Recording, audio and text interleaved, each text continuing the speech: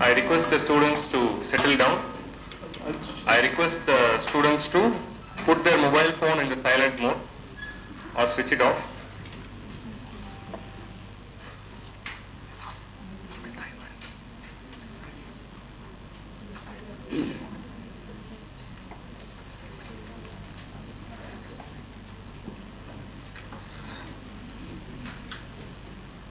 Good morning to everyone present here. I welcome you all for the third edition of King's Talk, Season 1. Let us start this gracious occasion by invocation of our mother. So I request the audience and the dignitaries in the dais to rise for Tamil Thai Valthu.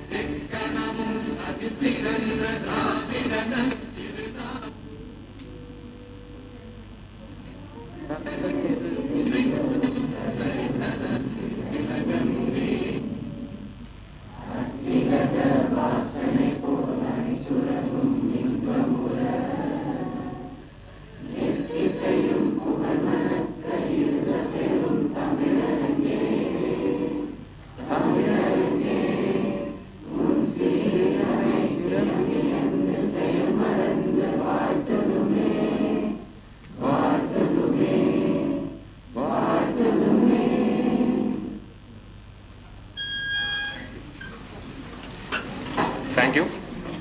Please be seated. I once again request you all to turn your mobiles into silent mode.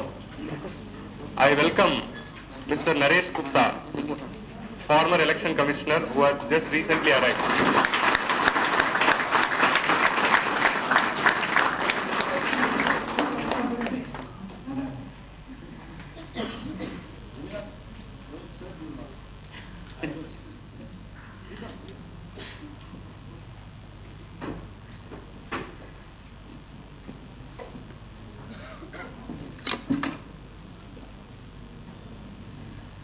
It gives me immense pleasure to welcome you all for the third edition of King's Talk. It gives me immense pleasure to welcome our chief guest, Dr. C. Rangarajan, for this event. I welcome our honorary director, founder chairman, Shri M. Bhuminathan, and former IAS officer, Shri Vivek Harinarayan IAS, the director of the personality test for the event. I welcome the staffs, and most importantly, I welcome the civil services aspirants of KingMakers IAS Academy and college students from other colleges.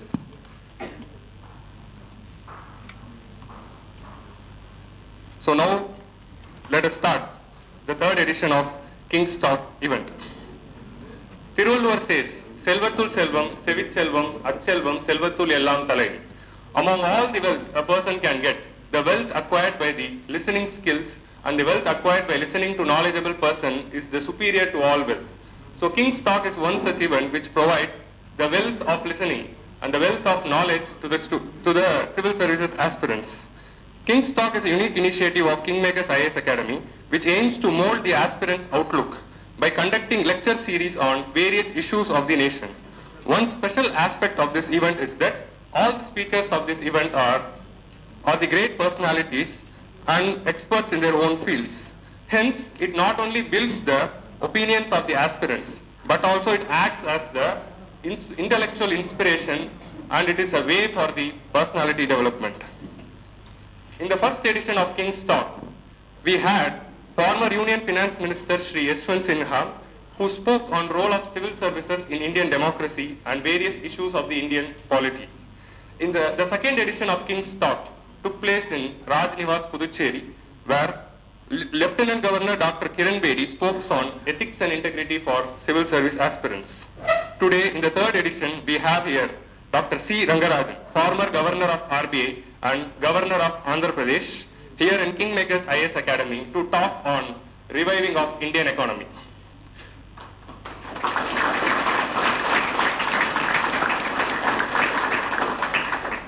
Now I request Sri Vivek Harinarayan IAS to welcome and introduce the speaker of the day.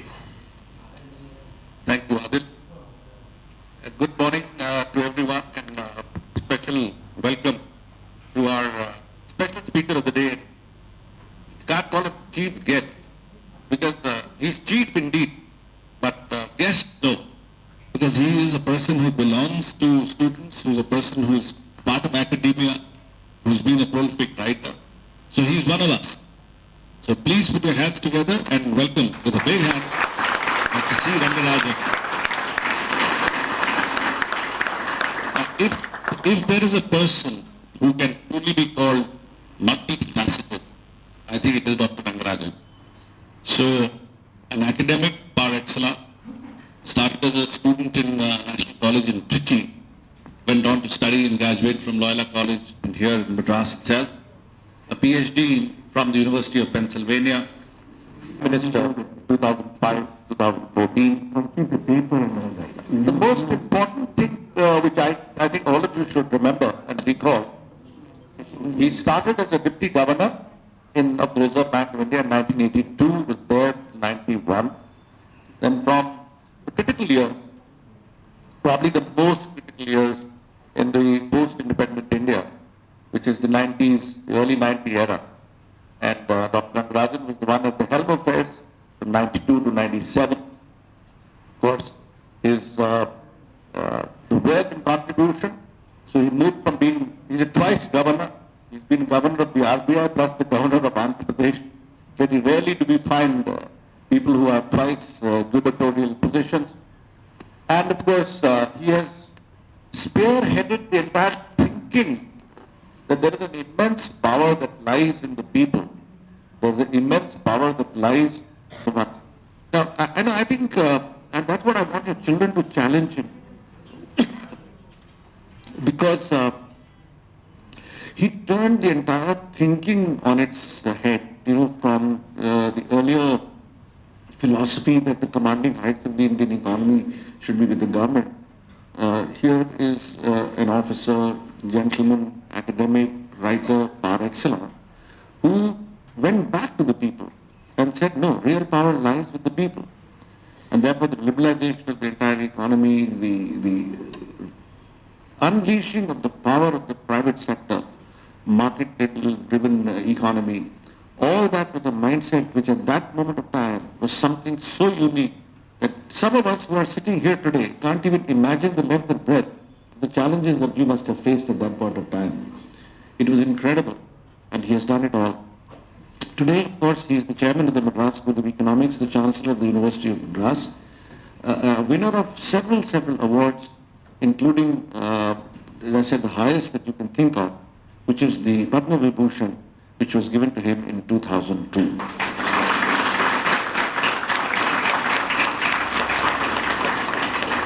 So that on the administrative side. Now on the writing side, again, a prolific writer, starting from writing short-term investing forecasting in 1974 to various essays and perspective on the Indian economy from 2000-2003 to most recently now tracking the Indian economy, a collection of articles in 2017. And I think where his heart is really, when he said that counting the poor, where do we stand?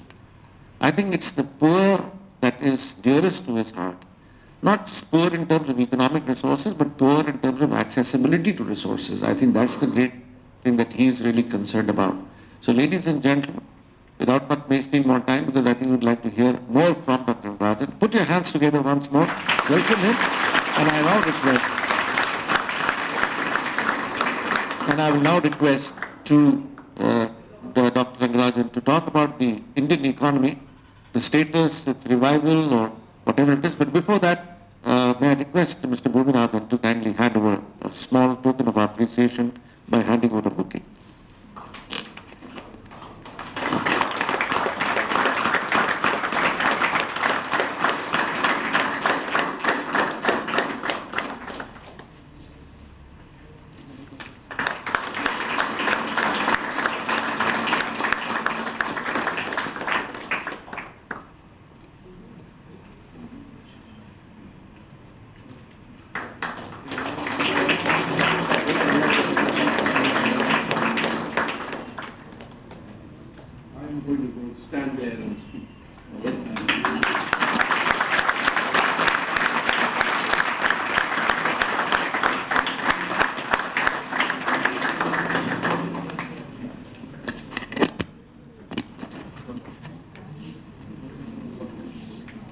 Just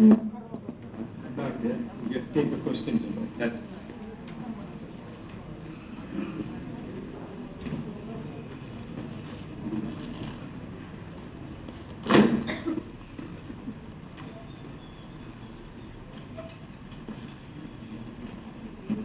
Friends, it gives me a great pleasure to be with you all this morning. I am happy to see such a large number of young people aspiring to become civil servants. The civil servant plays a very important role in the Indian society. As I shall point out a little later, that while many changes have happened in the country, the role of the government still continues to be important.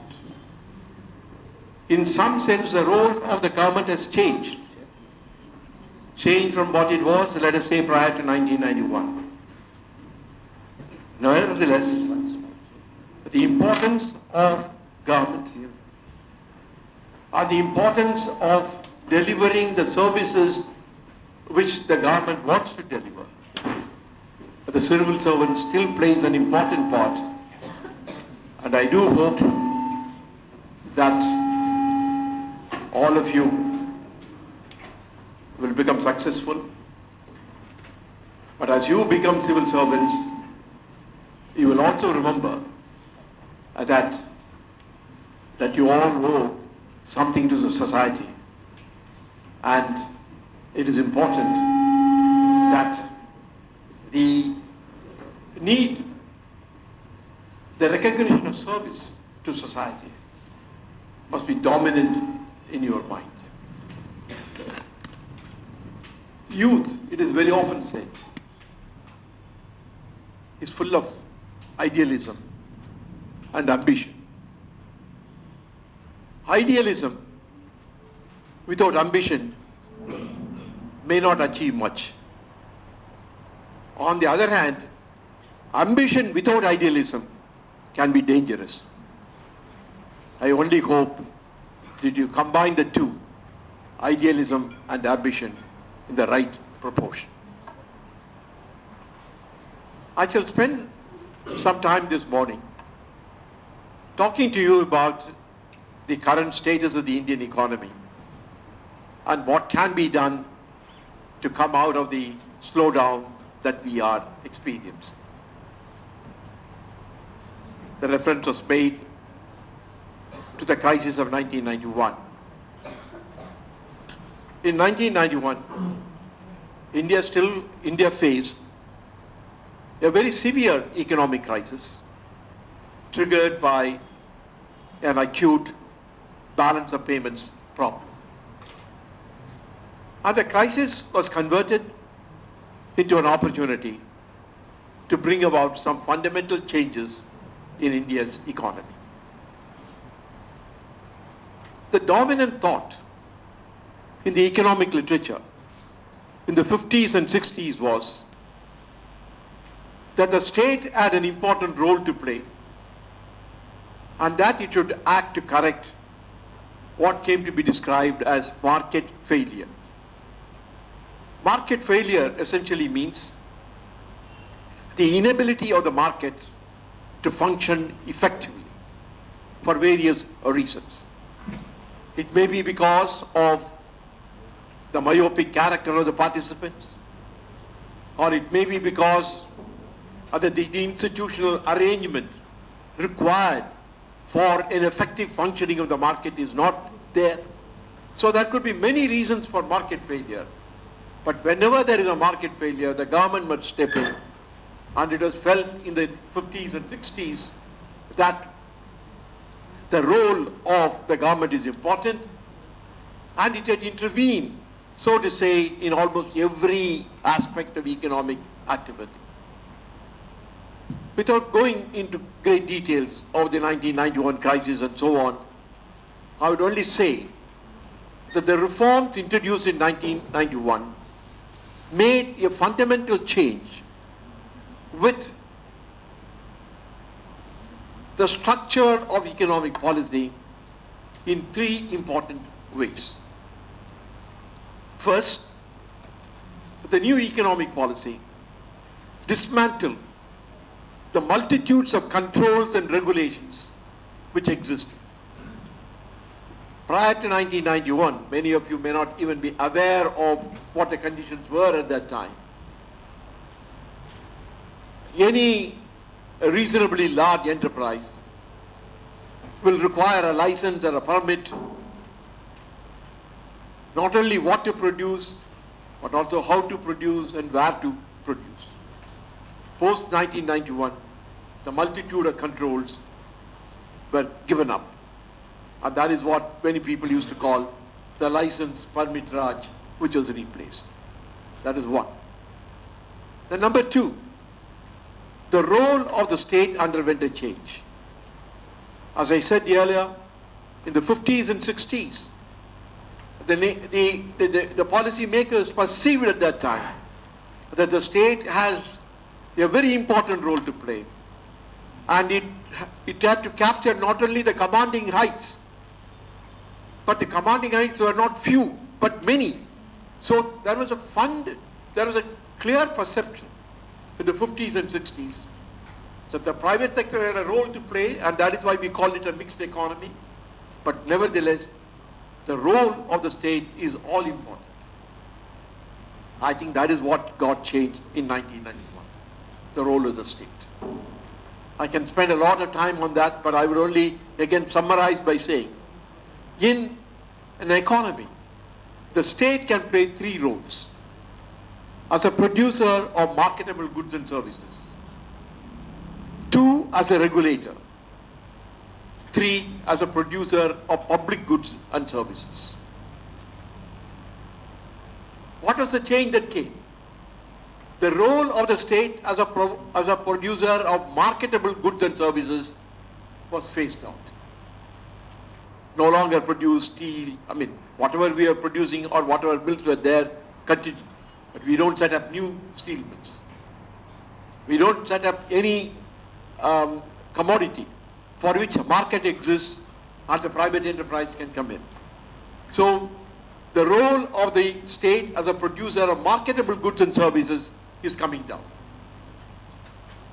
The role of the regulator becomes important, because as the state moves out of the role as a direct producer of goods and services, then its role as a regulator becomes important. Because one important question: why is private enterprise and private initiative good for the economy? It is basically because competition brings out efficiency. But then there are always mechanisms through which this competition can be squeezed out. So that is why you need a regulator. The government as a regulator has to ensure that the markets function according to certain rules, and there is efficiency in the market, and competition provides. That is why we do have in our country a commission which is called a competition commission, whose main purpose is essentially to ensure that competition prevails in the system. And they are also responsible for eliminating what are called unfair trade practices. And the third is, in the important change, is that India became part of the world trading system instead of following a protectionist policy, or what is used to be called the inward substitution policy. So these are the three important changes that occurred. First, dismantling of controls. Second, redefinition of the role of the state. And third, an integration with the rest of the world in terms of production of goods and exchange of goods and services. To cut the long story short, I do believe that after the liberalization program was launched, the rate of growth of the Indian economy has increased. I do not know how many of you recall that in the first 3 decades after independence, India's rate of growth, annual rate of growth was 3.5%. At that time, the population was growing between 2 and 2.2%, with the result that per capita income was growing only at 1.3%.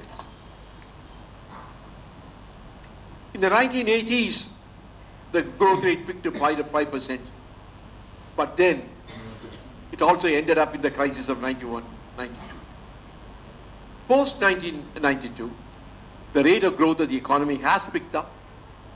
If you look at the long haul, from 92 to 93 to the present day, the average rate of growth of the economy will come to about 6.8%. But more recently, that is post 2000, the rate of growth of the economy was much larger, much higher.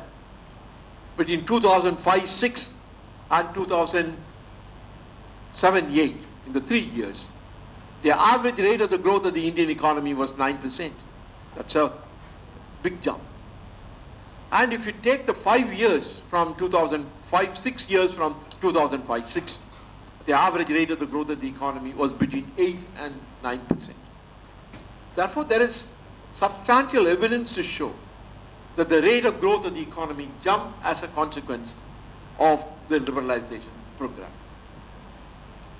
Without going into details, and it's a topic that I cannot address here this morning, is that the rapid rate of growth of the Indian economy had also an impact on the poverty ratio.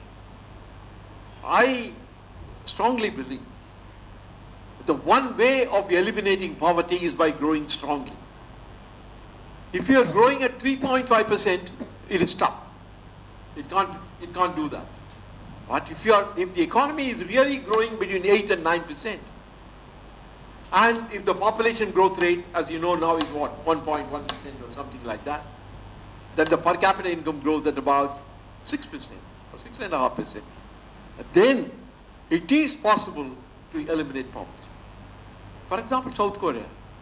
How many people do you know that in 1950, the per capita income of South Korea was the same as the per capita income of India? But by growing at a rate between 7 and 8% in a sustained way for several decades, South Korea today is part of the developed country, and it has eliminated poverty. Therefore, I believe that a strong rate of growth of the economy is basic for reducing poverty. I am not saying all poverty will be reduced because of growing strong alone. But my argument is a strong economic growth will also enable the state to collect more resources and utilize those resources for providing what we call social safety nets, like the Rural Employment Guarantee Scheme or extended social food security. All of this becomes possible. But that is a different topic, but I will only come back. Having said this, there is a concern about the way the Indian economy has been behaving in the last few years. The growth rate started slowing in 2011-12. But according to the new numbers, there's a problem about the new numbers. But according to the new numbers, even as late as 2015-16, the rate of growth of the economy was about 8.2%. But now, as you all know, the rate of growth of the economy in the first quarter of this year, that is the fiscal year 2019-20, is 5%. In the second quarter, it is 4.5%. And the estimate now given for the year as a whole is 5%. And the IMF has even projected somewhat even lower rate of If we want to get out of this, we need to understand a little bit about why this has happened. Then only we can find solutions to the problems. Those of you who are reading the papers will find two expressions frequently being used in the context of the slowdown of economic growth. People ask, is this cyclical? Some people call it cyclical. Some people call it cyclical. Is it cyclical or structural?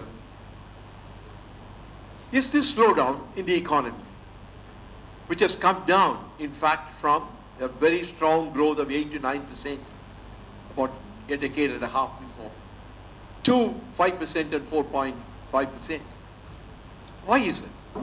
Now, cyclical means what? It has been found in many capitalist economies. The economy starts from one level. Then it moves up. It reaches the top, call it apex. Then it comes down. And then it touches what we call, economists call the trough. That is the bottom. Then it goes up. Therefore you find starting from one level, going up, coming down, and then rising. This is what the economists call business cycles. That is the economy going up for a time, reaches a top level, it is not able to go beyond that, then it comes down, then it reaches what we call the trough, and then goes up. Now many theories are there as to why this cyclical phenomenon comes.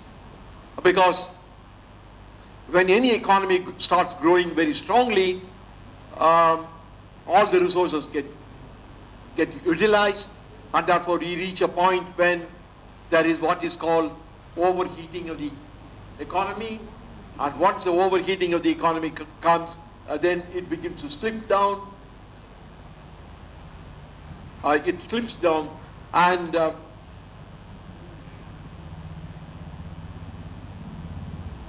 it reaches the trough. So the term that are used is recession and depression. What is recession? Slowing down. That is, from the top, it is coming down. What is depression? Bottom. Because the severe form of recession is depression. Somebody asked, what is the difference between recession and depression? The answer that he gave was, when your neighbor is unemployed, it is recession. And when you are unemployed, it is depression. So what the difference is only the severity of it. So what are we talking now? I mean, the word recession is also not correct to use in the Indian context. Because when the economic literature talks about recession and depression, actually what happens is output begins to fall. Output rises, reaches a top, begins to fall, reaches a bottom, and then starts climbing. That is a cycle. Has that happened in India? No. What we are talking about? We are talking about a slowdown in growth rate. Please remember that. There is a fundamental difference between the recession, depression that people talk about and what is happening in the Indian economy. Today what we are saying is that we were growing at 8% before, and the rate of growth has come down to 5% for the year. Therefore it is not a decline in absolute output. Kindly remember this. Therefore it is not a recession in that sense of the term. It is a recession, if you want to say, in growth rate.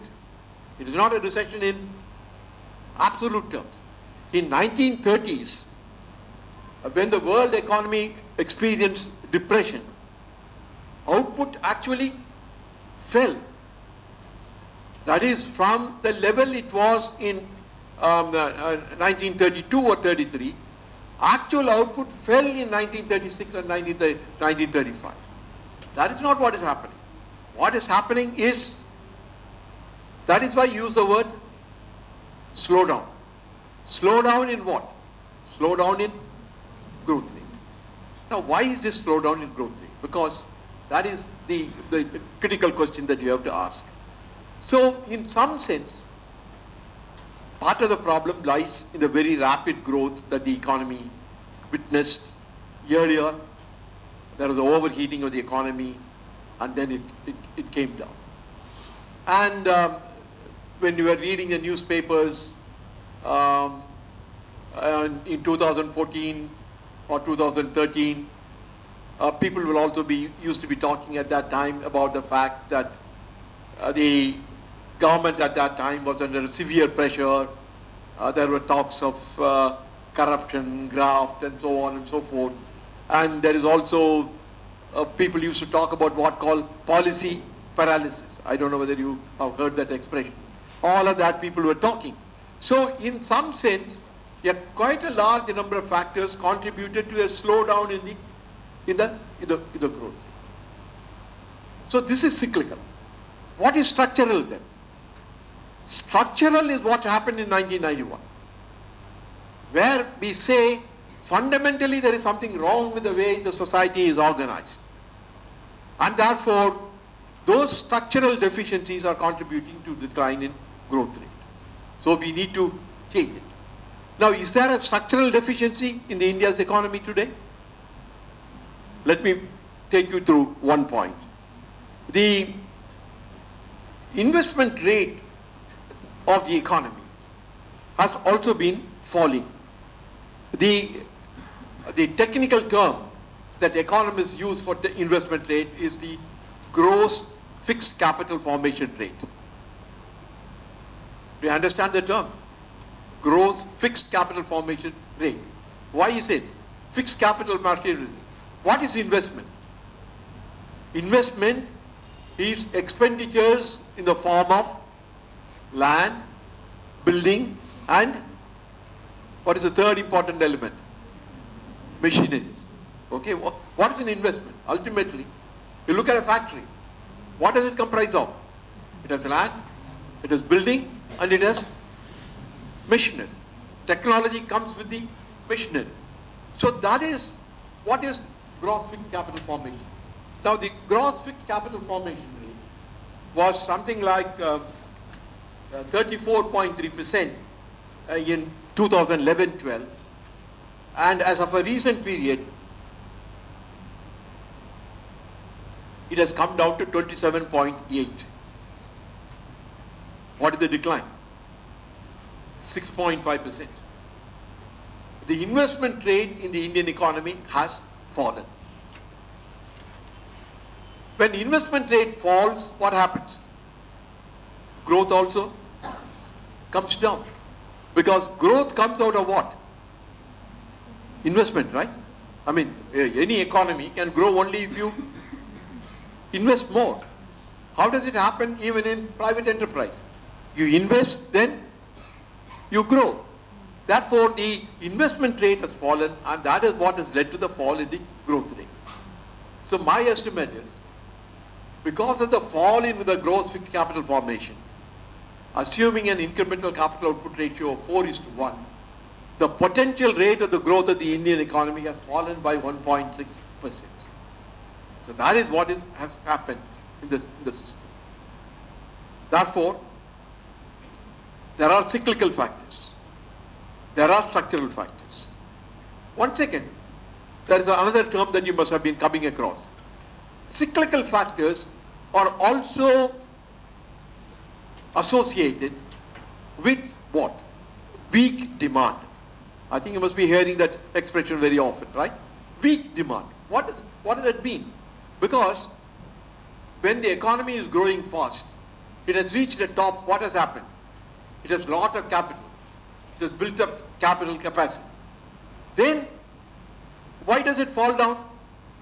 Because there is a weak demand, the capacity is there, but there is weak demand, output is not there, it comes down. Therefore, a cyclical phenomenon or cyclical downturn is characterized by weak demand. And that is why they say, look at what are called high frequency indicators. The word high frequency indicator that you come across very often is essentially variables on which data are available continuously. Like what? Automobile sales. Every month you can get, at the end of the month you can say how much of the automobiles were produced and sold in the country. You can get steel production, coal production, everything you can get. So the high frequency indicators clearly indicate that there is a weakening of the demand. I mean, you have been reading about fall in the demand for automobile and so on and so forth. Even though you find in the newspapers, it's a bit of a surprise. Every day in the front page, some housing company or other is advertising 2 bedroom, 3 bedroom, come here, wonderful, near the metro, near this, near that, and so on. And at the same time, people are saying real estate industry is in doldrums. Now, how do you reconcile the two? It is because what is happening is that many of the apartments that have been constructed are not being used. I think that is the indicator. So you do find that housing starts, as they call it in the US, can also decline, or there can be a large number of vacancies in the large number of apartments being not being utilized or being not being sold. So that is it. Basically, what I am trying to draw your attention to is quickly, after having grown at a very fast rate, up to about 2009-10 or 11-12, 10-11, the economy started to decline. And the decline in the rate of growth of the economy has been much faster after 2016-17. That is when the real decline started.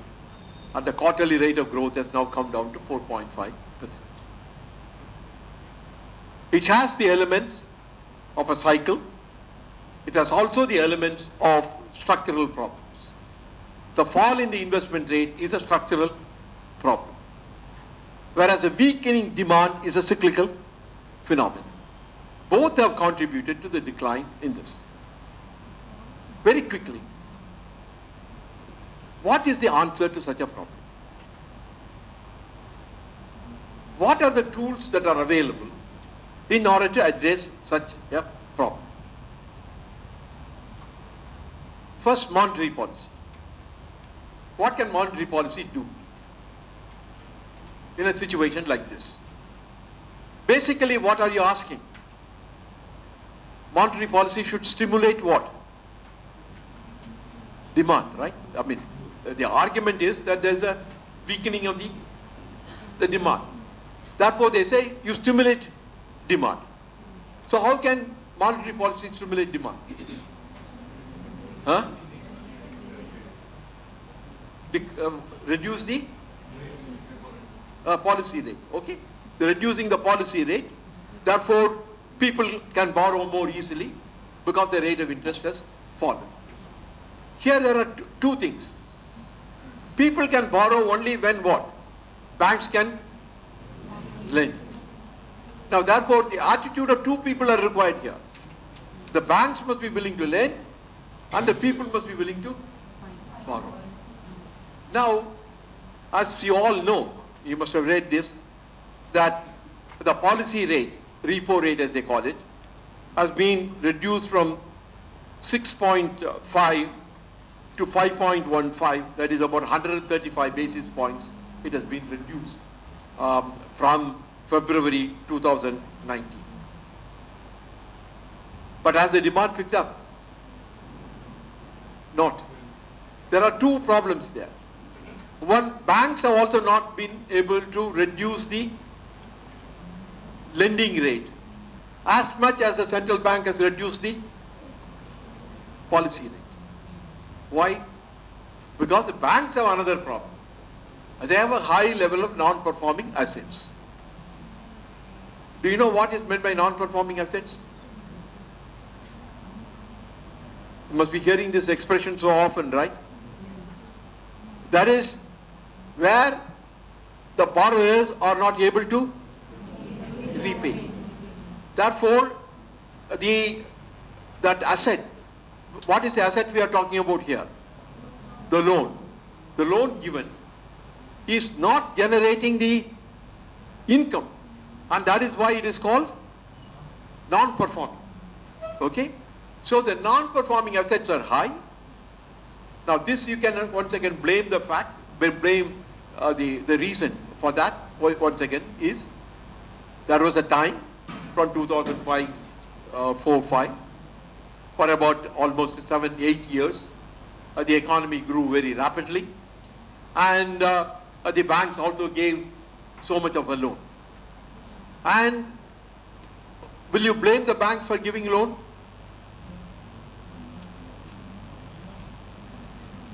Well, partly you will, but partly you will not, because everything looks rosy, right? The economy was growing at 8 to 9%. So everything is good. For example, whenever a road project is given for clearance, what happens? How do they project whether this road is profitable or not? What do you do? What calculations will you do? Traffic. Now how do you calculate the traffic? How the economy grows. So if you say, this is the usual standard calculation, the economy will grow at 9% per annum, therefore traffic will grow at 12% per annum, and therefore this road becomes profitable.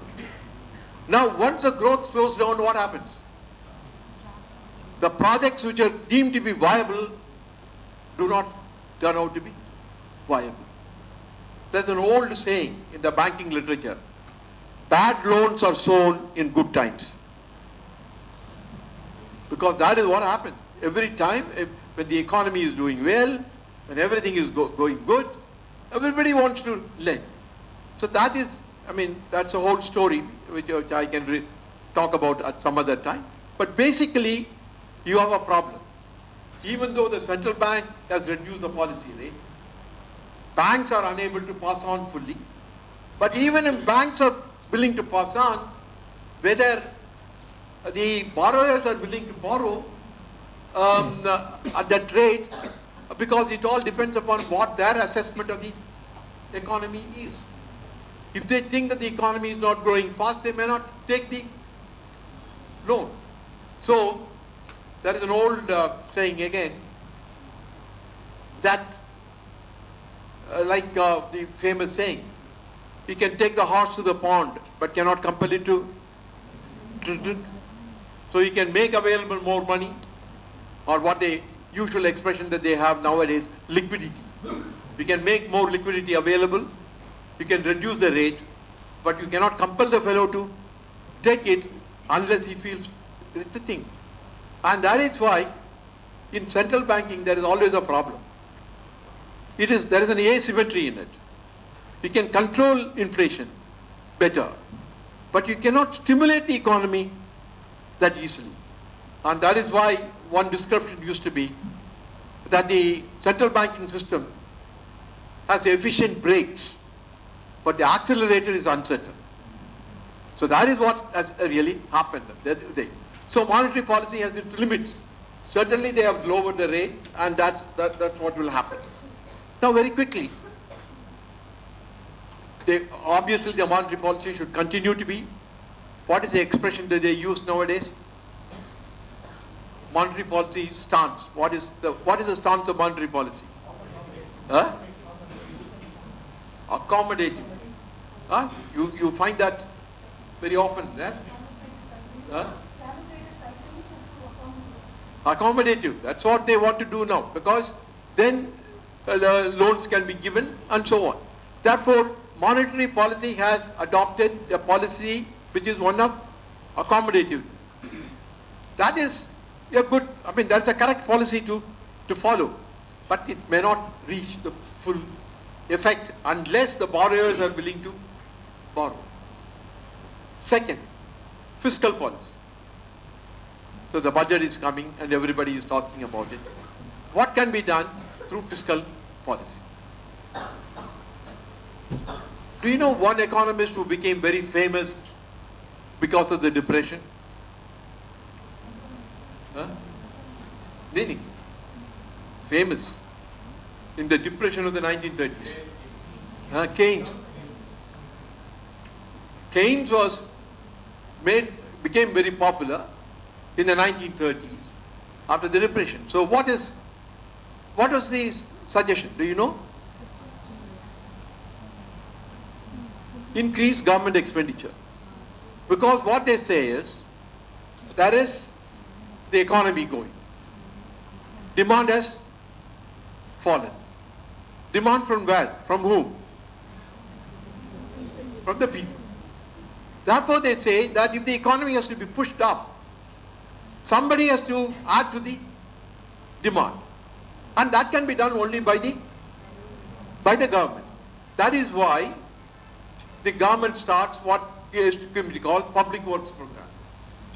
I mean, rural employment guarantee scheme is something like that. Okay? It is not because that you want that employment. It is that asset. It is primarily to create some kind of employment. You do that. So the public works program, like what?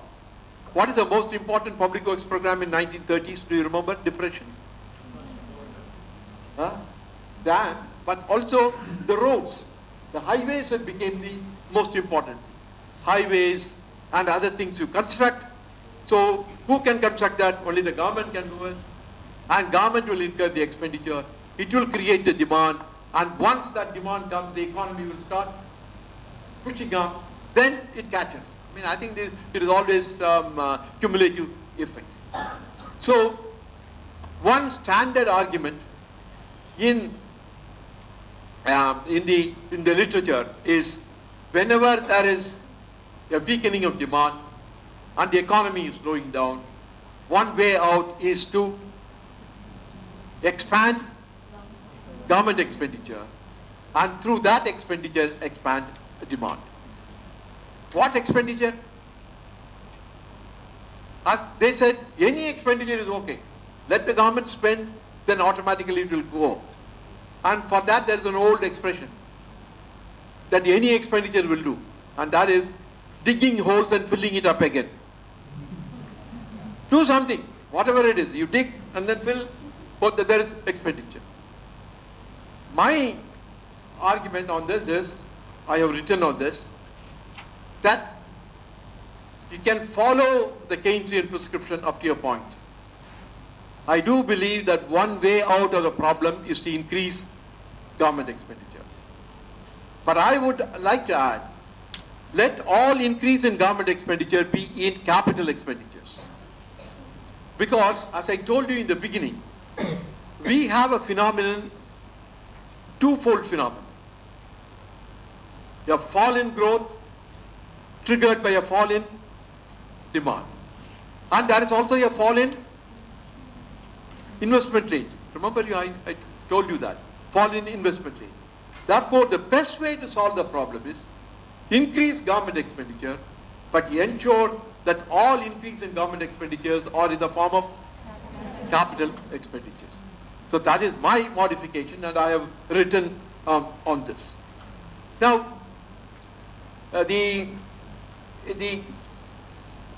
so the answer, immediate answer is this.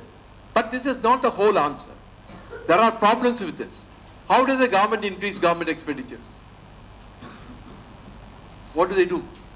How can they increase?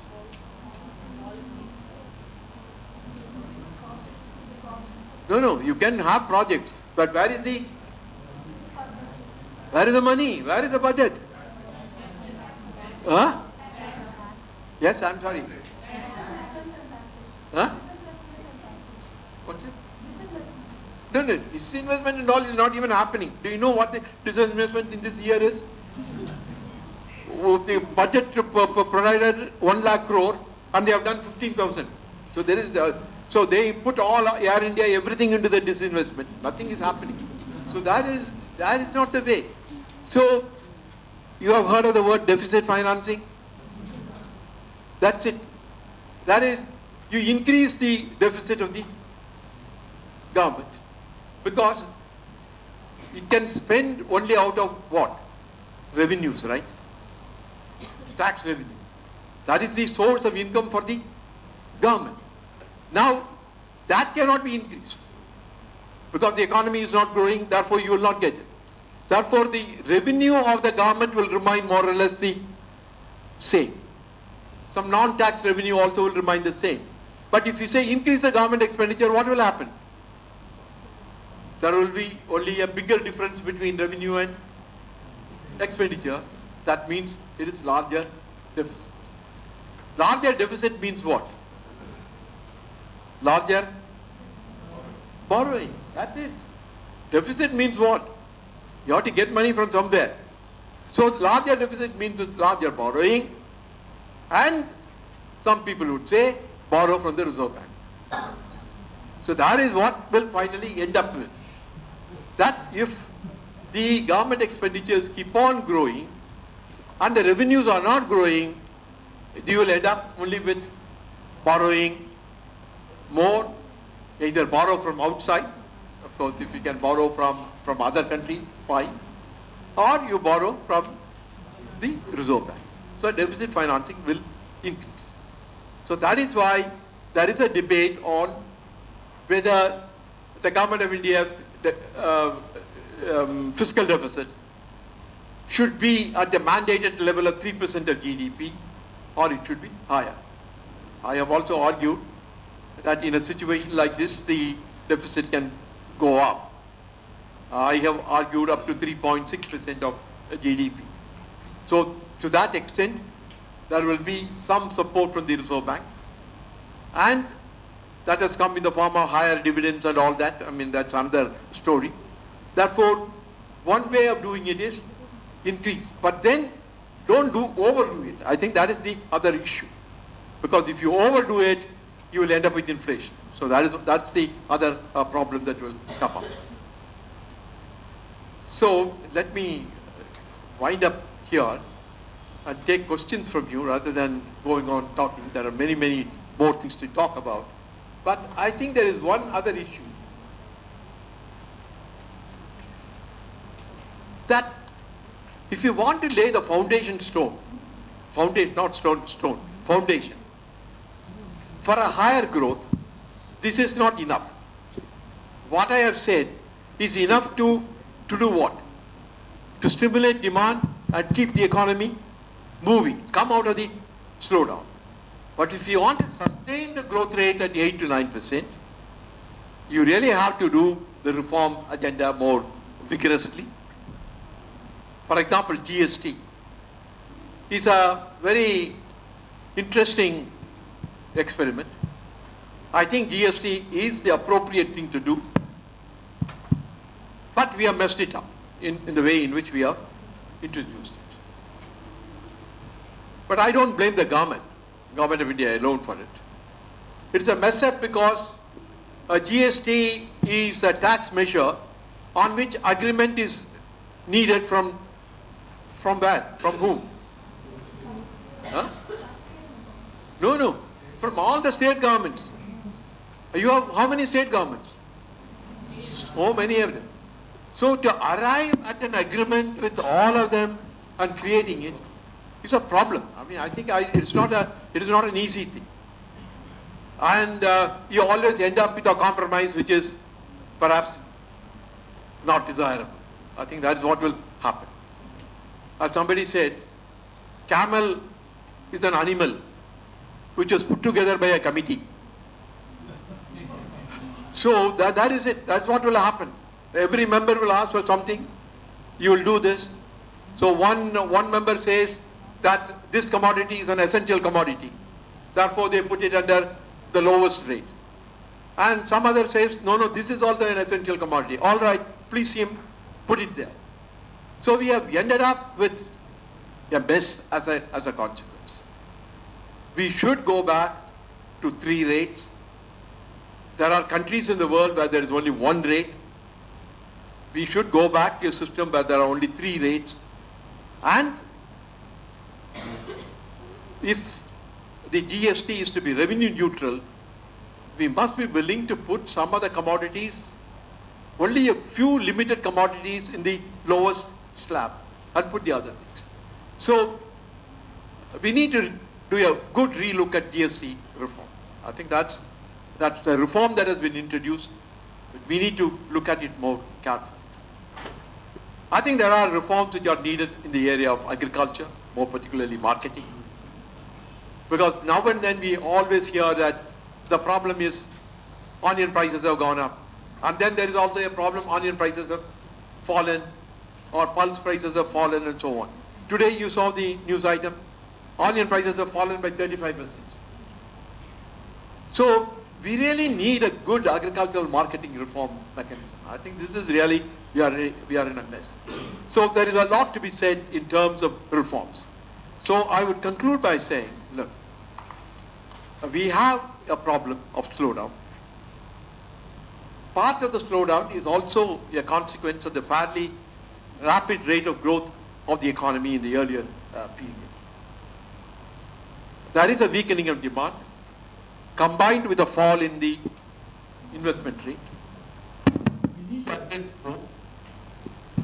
One way of addressing it is try to increase the government expenditure, but ensure at the same time that the increase in government expenditure goes into capital expenditures and not into revenue expenditures. At the same time, we should again organize ourselves to put in place an effective set of reforms.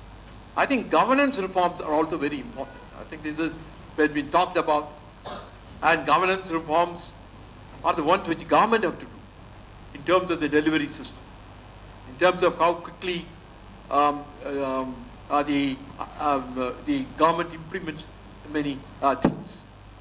It's a low-hanging fruit, as some people call it. So this is exactly the issue that we face. I will end up only with one comment. There is a lot of talk these days about going to a $5 trillion economy. Do you know what is the present strength of India? 2.7. Okay, 2.7 trillion is the strength of the economy. Therefore, we are talking about almost doubling. Okay, doubling is 5.4. It's $5 trillion economy. Now, a simple arithmetic will tell you that if you have to grow to $5 trillion economy, you need to grow between 8 and 9% per annum in a sustained way for about 6 to 7 years. And then only 2.7 trillion will become 5 trillion. Now I am simplifying it. There are problems in the calculation because the way in which the income will grow will depend upon 2 things. The real growth and the prices. The nominal growth will come. And then it has to be converted from the rupee into the dollar. So we have to make some assumption regarding what the exchange rate of the rupee will be. But on certain simplified assumptions, it's very clear. Unless the economy grows in a sustained way between 8 and 9% for about 7 years, you will not get to $5 trillion economy. We are stuck today at 5%. The forecast for next year is only about 6%. Maybe the following year it may be 7%. So you calculate, assuming that we will get to 8 to 9% thereafter, some 5-6 years thereafter. But let me also add one more thing. $5 trillion economy from now will mean what? By the time population will also be growing. Therefore, the per capita income of India will grow from the current level. Do you know what the current level is? Huh? I'm sorry. and I don't hear it. It is $1,800. So from $1,800, it will go to something like $3,600. The longer it takes to reach the 5 trillion, but the more will be the population, and therefore the per capita income will come down. So on some assumption, it will reach something like $3,600. Even then, India will be called only a middle income country. Today 1,700 will become 3,600. The higher middle income country is only $3,800. To become a developed country, the per capita income of this country must go to $12,000 per capita. Do you know how many years it will take? It will take 22 years if you grow between 8 and 9%. So please remember what all these numbers imply. But let us not get disheartened by it. We have done well in the last decade and a half, or the last 2.5 decades. We have shown that we have the ability to grow between 8 and 9% for 5 to 6 years in a row.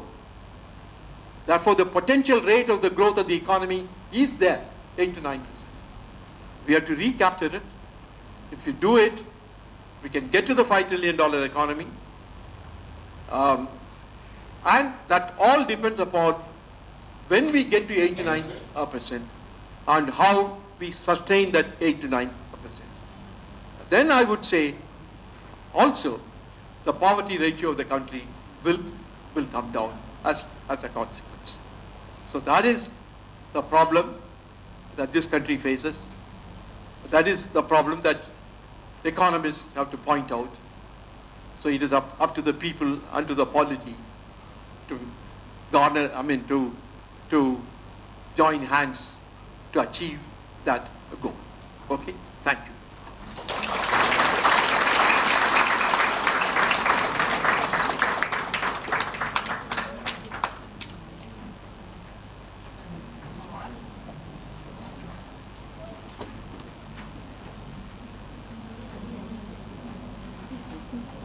You started on a philosophical foundation of idealism without ambition and ambition without idealism. Both could be catastrophic, and how our children all over here should combine ambition with idealism in the right proportion.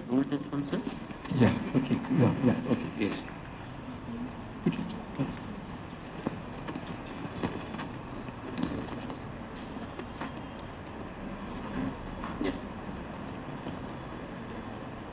On a slightly humorous note, Sir, Rafael Nadal in 2019 did very well in tennis. He captured Roland Garros, he captured US Open, and he was doing he's done, and ultimately at the end of 2019, he was asked a question: what was the most significant thing, most important thing that happened during 2019? And he said, my wife is here in the audience. I got married in 2019. That's most important. So without getting into those sort of things, but you have held several responsibilities, sir. We listed out many responsibilities that you've held. On a personal note, I thought I'll just ask you, which was the most satisfying position that you held that gave you both inner and job happiness? I think I can speak. I think each position was interesting as one was occupying it. And I think that's, otherwise one wouldn't be able to really perform well. But looking back, of course, the period of 1991 to 1997, when we implemented the reform program, and also pull the country out of a very serious problem and put it on the road to recovery and reform is the most interesting and satisfying part of the thing. But many people ask the question that what motivated you people all in order to put the reforms through. Many of you were also part of the regime which existed before. And what happened? Even though there was some talk of reform in the 1980s also, I think the Alexander Committee talked of liberalization of trade, and then there was other committees also. But I think it is a crisis of 1991, which we talked about a little earlier when you were talking in private, that the magnitude of that crisis was that really changed their mind, saying that business as usual will not work. I think we really need to change, and we have to do it. So we had, in some sense, twofold problem. First, to get out of the crisis in which we are, and as I was mentioning to you, when we decided, for example, to ship gold out in order to get $400 million. I mean, I think that's all the loan that we got. Today, for example, the foreign institutional investors put $400 million in 1 week. So in 91, our whole goal was to get $400 million, and for that we need to send something like 40 tons of gold. And loading the plane, which we had chartered, and putting that 40 tons of gold into that was a task which was, it really made everyone conscious of the kind of problem that the country faced. I mean, until then, everyone was talking about the acuteness of the crisis and all that. I think the acuteness of the crisis became very apparent and touched everyone only when they saw that we had to ship the gold out of the country to raise a loan in order to be able to meet the crisis. So there are many things that happened, but to answer your question, it is very satisfying. But I must also say that it was not a very smooth period. I must also say that. I think one was trying to find answers to problems every day, because I think it was a difficult time. And one, I should say, is not always very happy or anything like that. So some people ask the same question in a slightly different way. They're asking, did you enjoy being governor of the Reserve Bank of India? And my standard answer to it is, I am enjoying it in retrospect.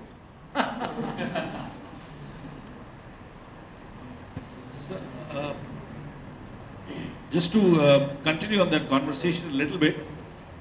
Now, sir, I mean, RBI, as you said, has braking systems, and to some extent, very small acceleration systems by rate cuts and, putting a little bit of accelerated efforts towards growth by release of more monies into the economy. But it's more in terms of control inflation. Now, how is the cooperation from the other sectors to the challenges of the 91 crisis? I mean, right from the political system, we function in a democracy, there are people, there are opposition. I mean, there are a lot of stakeholders that actually play a significant role in a crisis situation like that. Something of that. RBI's role and the others. You are very correct. I mean, there is an economic dimension, but even more important is the political dimension to the changes that were being introduced. Many times people ask the question, how much was Narasimha Rao as Prime Minister involved? Everybody knows the role that Dr. Manmohan Singh as Finance Minister played. So he was at the cutting edge. He was the one who was doing it. And people want to know what was the role of Narasimha Rao. Let me tell you that Narasimha Rao provided the political support, because neither I nor Dr. Manmohan Singh had any political clout at that time. I think so. The real political coverage of that was really made by Narasimha Rao. And also, many people forget the fact that Narasimha Rao, as Prime Minister, was also industries minister. The industries portfolio was with him. And therefore the removal of controls on industry was done by him as a minister also. Not just as the Prime Minister overseeing the thing. Therefore he was really committed. I have written a piece called Narasimha Rao, not a reluctant reformer. So he was an active reformer. And he did that. And one thing is there. Reforms of a fundamental nature get done under the shadow of a crisis. You will see that even in the period 1991 to 1996, 97. Earlier on we did this, we did that, and so many. 3 years later we found it difficult to do many things. Because the political system is not used to it. No, why do you want to do it? Why we can do it? And do you know that if you read the speeches of Narasimha Rao, it is very interesting. Narasimha Rao never said we are making a break with the past. He said the middle part. And that is because he had the old God within the Congress, which he had to carry with him. Therefore he cannot tell them that this is a break with Nehru's ideology or something like that. So he had to carry that with him. And therefore he never used the language which essentially emphasized that we are making a break. I said we made the break with the past in 3 important ways. Now Narasimha Rao would never say that. He did it, but he never would say that. So that is the way in which he managed the political system. But I don't know whether you have read this or not. For example, when we devalued the currency in 91, we did it in 2 steps. After the first step was done, and Narasimha Rao developed cold feet, and the politics in Delhi was compelling him to not to do the next one. And he contacted Dr. Manmohan Singh. And Dr. Manmohan Singh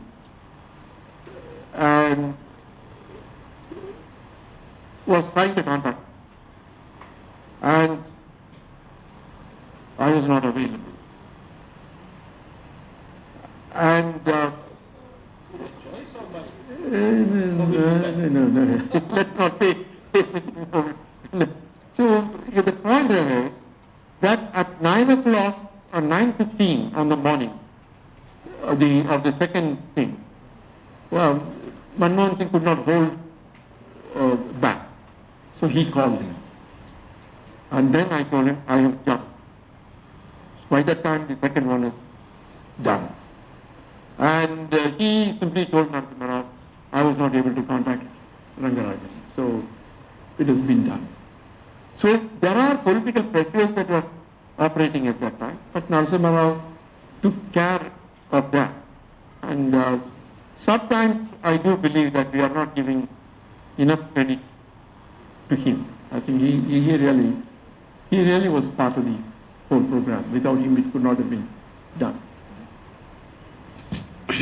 Very good afternoon, sir. Sir, actually everybody is looking for something very positive things in the coming budget.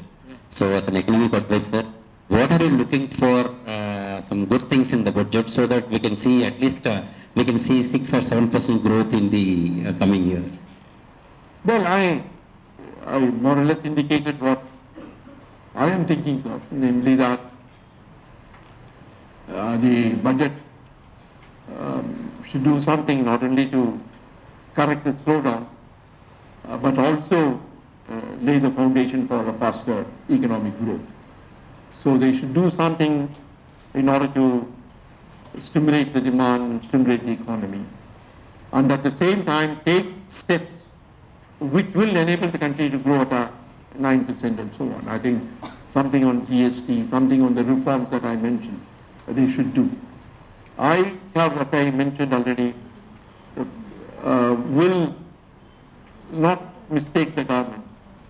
If the government decides to increase its expenditures and maybe the fiscal deficit goes up from 3.3% indicated in the current year to something like 3.6 or 3.8% of the GDP.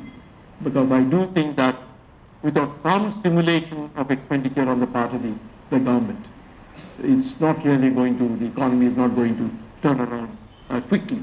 Because the decision to lower the corporate tax rate is a good one. I think I agree with it. I think, but its favorable impact will come only over the years. The immediate impact will be a decline in the revenues because the tax rate has been lowered. But it's only when the profits grow, the reduction in the tax rate will be compensated by the increase in the base, but that will happen only after a few years, not immediately. Therefore, there will be some problem there, and therefore they should do. Of course, there are something to be done on certain tax measures. I personally do not think that there will be any change in the personal income tax. I think this is, in my opinion, the reasonable level. But political compulsions may make them to do something. Yeah, but I would not, from my point of view, advocate that. Corporate tax rate has already been done, don't do anything. The GST, get to 3 rates as quickly as possible and start raising the amount of tax revenue that comes. There are some things on the dividend distribution tax and the long-term capital gains tax which can be done. And do something on the reform side, whether it is GST or whether something. I mean, on labor, I would hesitate to do anything now. I mean, labor reforms, which is perceived by the labor as being adverse to them, should not be done at a time when the economy is not growing.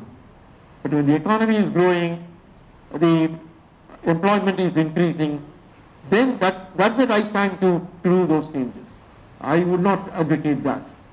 But some amount of monetization of the assets of the government, which is essentially the land, is also a possibility. Because disinvestment has not been happening to the extent to which they have indicated. Actually, it is such a big shortfall that the expenditures cannot be maintained at that level. Therefore, they should carefully assess what the disinvestment level is and perhaps do a little bit of monetization of the land, even though it is a politically hot potato. Because all kinds of charges can be leveled against when land is sold, to whom it is sold, at what price, who benefited, all those questions will arise. And unless we have a foolproof system, I think the monetization of land is a bit of a problem. I mean, I think that's the thing. Sir, is there any other suggestions to improve our agriculture and allied activities? Any other reforms it is agriculture and allied activities? Well, you see, we have a very strange situation. One is that about a year and a half ago, there was a lot of problem about prices of agriculture falling actually. I think this was a major issue in Madhya Pradesh and somewhere else. And the fall in prices is a very good indication of the fact that agriculture is doing better. Look at pulses. You remember 6 years or 7 years ago, the prices of pulses, tur dal, went up so high and people were complaining. Now, the price of tur dal has fallen because there has been a substantial increase in the output of pulses. Therefore, agriculture presents a bit of a paradox actually. There is increase in production in certain areas. Therefore, I was mentioning in my comments that we need to increase the productivity of agriculture. More importantly, I think that we need reform in agricultural marketing. I do not know whether you have studied, at one point when the problem of vegetable prices and all that was becoming an issue, we tried to look at it. The wholesale market in vegetables is a very archaic arrangement. I mean, few wholesalers actually control the market. That's true, I'm sure that's true of Chennai also. And therefore, we really need to really reorganize our agricultural marketing and see whether the composition of our output, agricultural output, also changes. Because there is no need to produce more rice and wheat. That's not the main thing. Today people are talking about certain other things. I mean, this onion thing, perspective. Onion growing is not rocket science. Onion growing is much simpler thing. Actually, I talk to many people. It can be grown anywhere and it is not something that... So why should we depend upon one state in the country to depend upon what happens to the prices of onion? I think we should all grow onion in our gardens. I think that's the only way to solve the problem. I think we can do that. So I think the composition of the output also requires a rethink. And for example, Punjab today is really rethinking whether they should grow rice or not.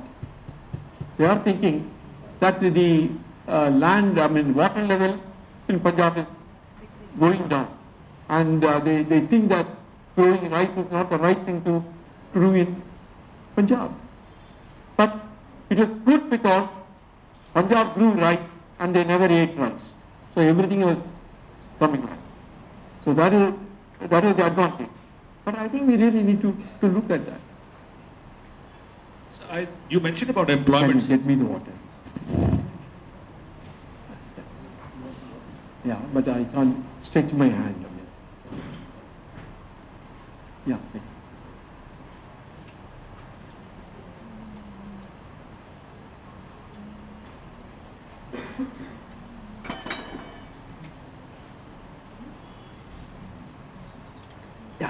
So you mentioned about employment, and I was reading a recent article about jobs of the future, and how with the change of technology, with the change of looking at things itself, including artificial intelligence, the Internet of Things, cloud computing, the jobs that will happen in the future, and the educational systems and the training that we are doing now, there seems to be a big mismatch. I mean, we seem to be training and educating people for jobs that may not even exist going forward in time. So what is your suggestion on how to create new jobs and how to challenge the unemployment crisis, which is at a 45-year high? No, there are two aspects to the question that you asked. One is, now let us keep the change in technology aside for the time being. That's a real issue, but we will come to it. If you don't look at the change in technology, the other part is really to see what happens to the regular employment. Many people talk as if what we need to do to accelerate growth is different from what we need to do to accelerate employment. At least it is in the thinking of some people. In my opinion, that is not correct. I think the only way to increase employment is to accelerate growth, then it will automatically come. Therefore, employment is dependent upon two things. The rate of growth, whether it is high or low. Second, to some extent, the pattern of growth. For example, if agriculture really grows strongly, probably there are larger number of people in the rural areas will get employment. Therefore, we need to look at that also. So, what has happened in the recent period is the two areas in which employment is growing strongly in India, and I call it very visible employment. One was IT and the other was banking. Just look at 4 or 5 years ago, 6 years ago. IT industry was booming from BPO to whatever it is, at various levels of capability. And the IT industry was absorbing so many people and so much income was generating, and therefore housing demand. Actually, many people think that the wages of workers and others, the domestic workers, has all increased because of the IT fellows. I think they are in a position to offer higher wages and so on. So the two industry and the banking industry was growing so fast that the people were being employed. And I think one of your colleagues was telling me on the recruitment side, on the exams that they were taking. At one time, that the banking examination, people were coming in a large number because so many people were being recruited. So those things are not happening now.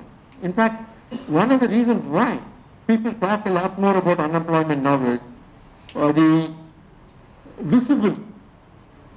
visibility of employment has come down because the banking industry is hardly growing, and therefore they only have replacement demand.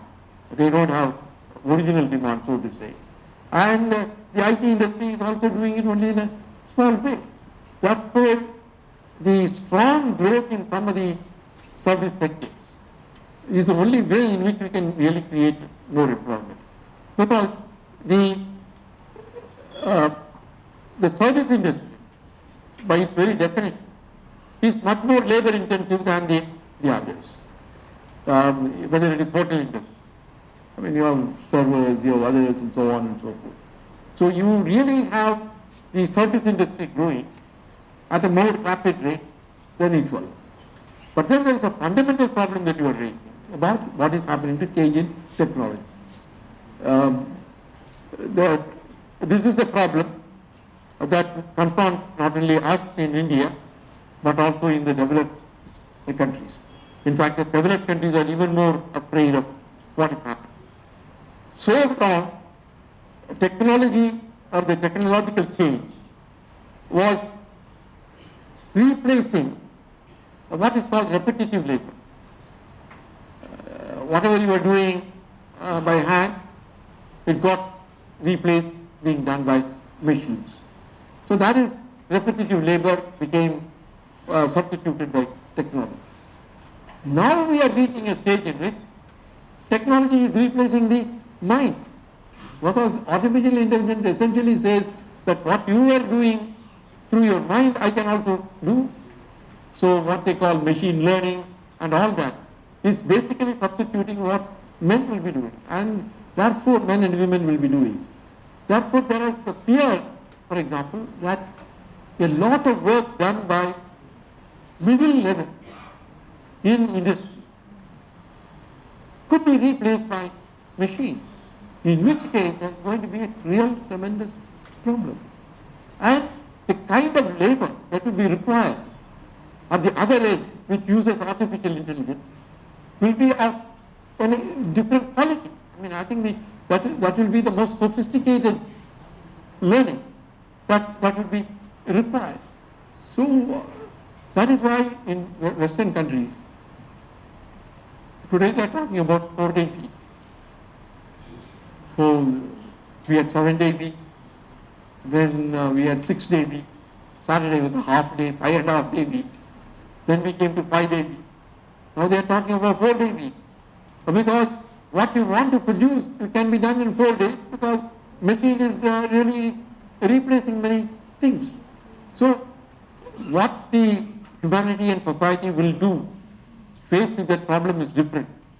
But we in India will have to have a huge labor. For example, Japan is not worried about artificial intelligence because Japanese population is falling actually. And therefore they need not human hands, but robots. So to them it is very convenient, but not to us. Our population is still growing, even though the population growth has reached the replacement level in 80% or 85% of the country. it's still growing. It will flatten out only in somewhere in another 15 years or something. Therefore, the population is growing.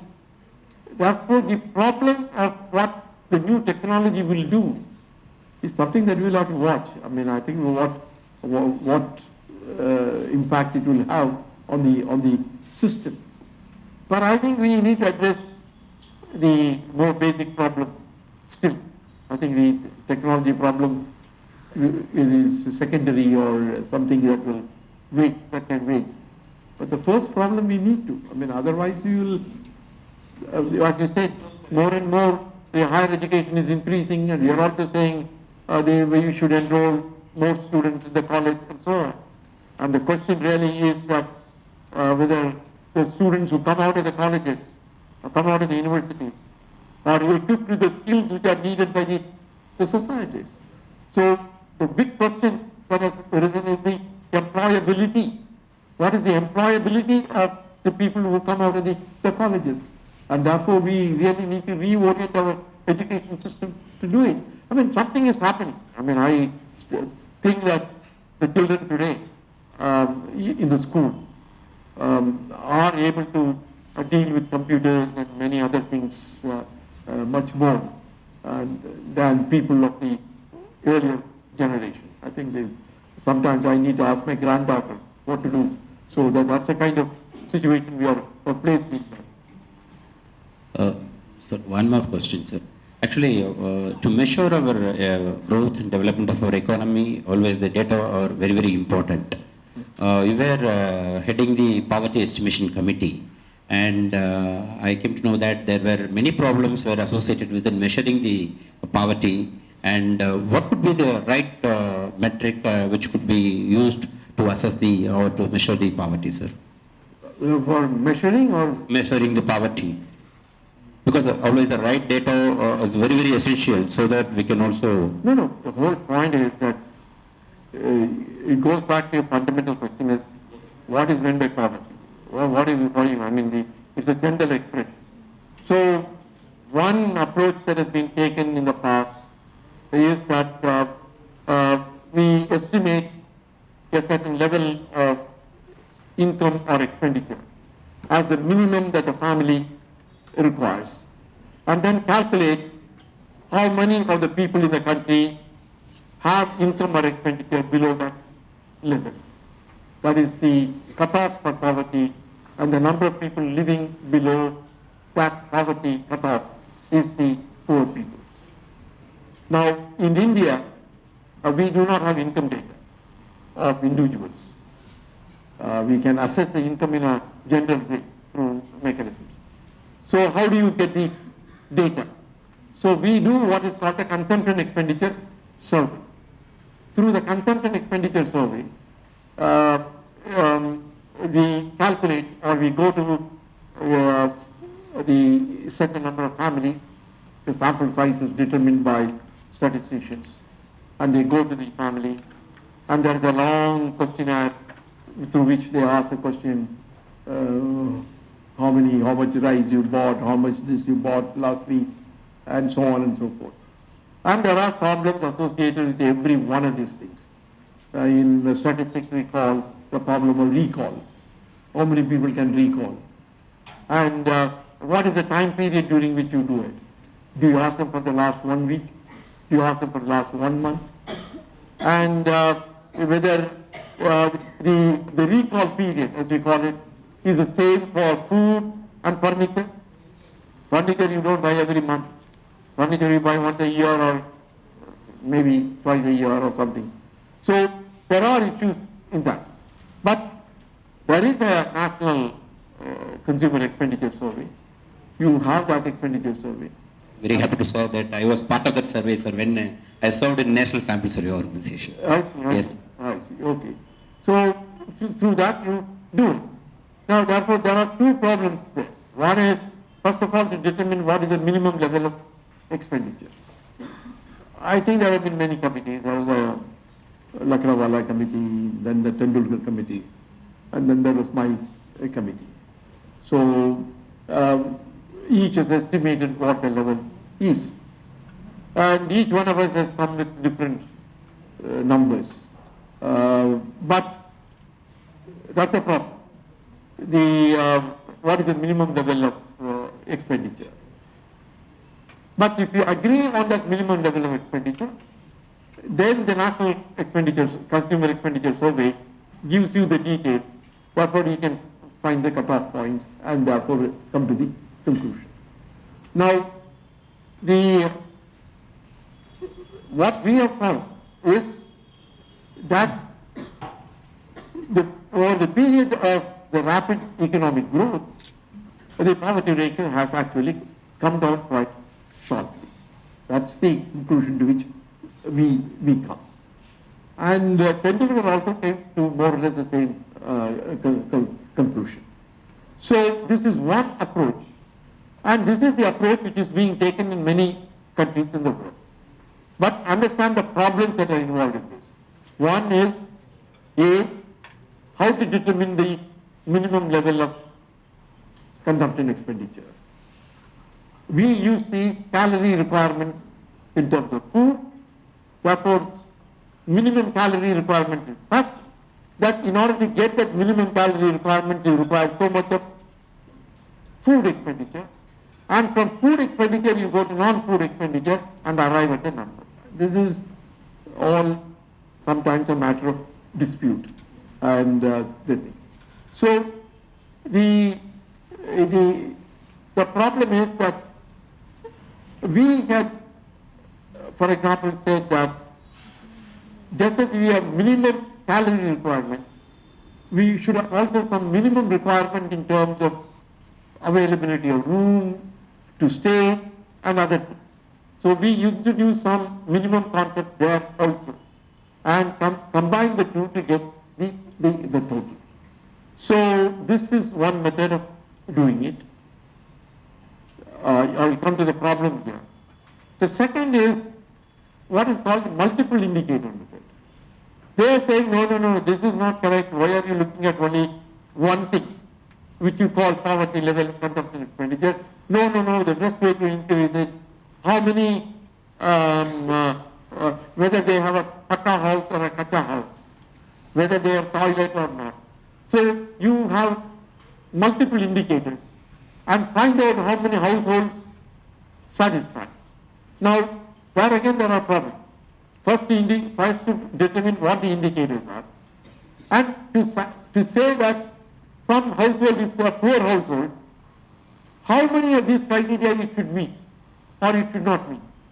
It should not meet all the 10 criteria, then it is impossible.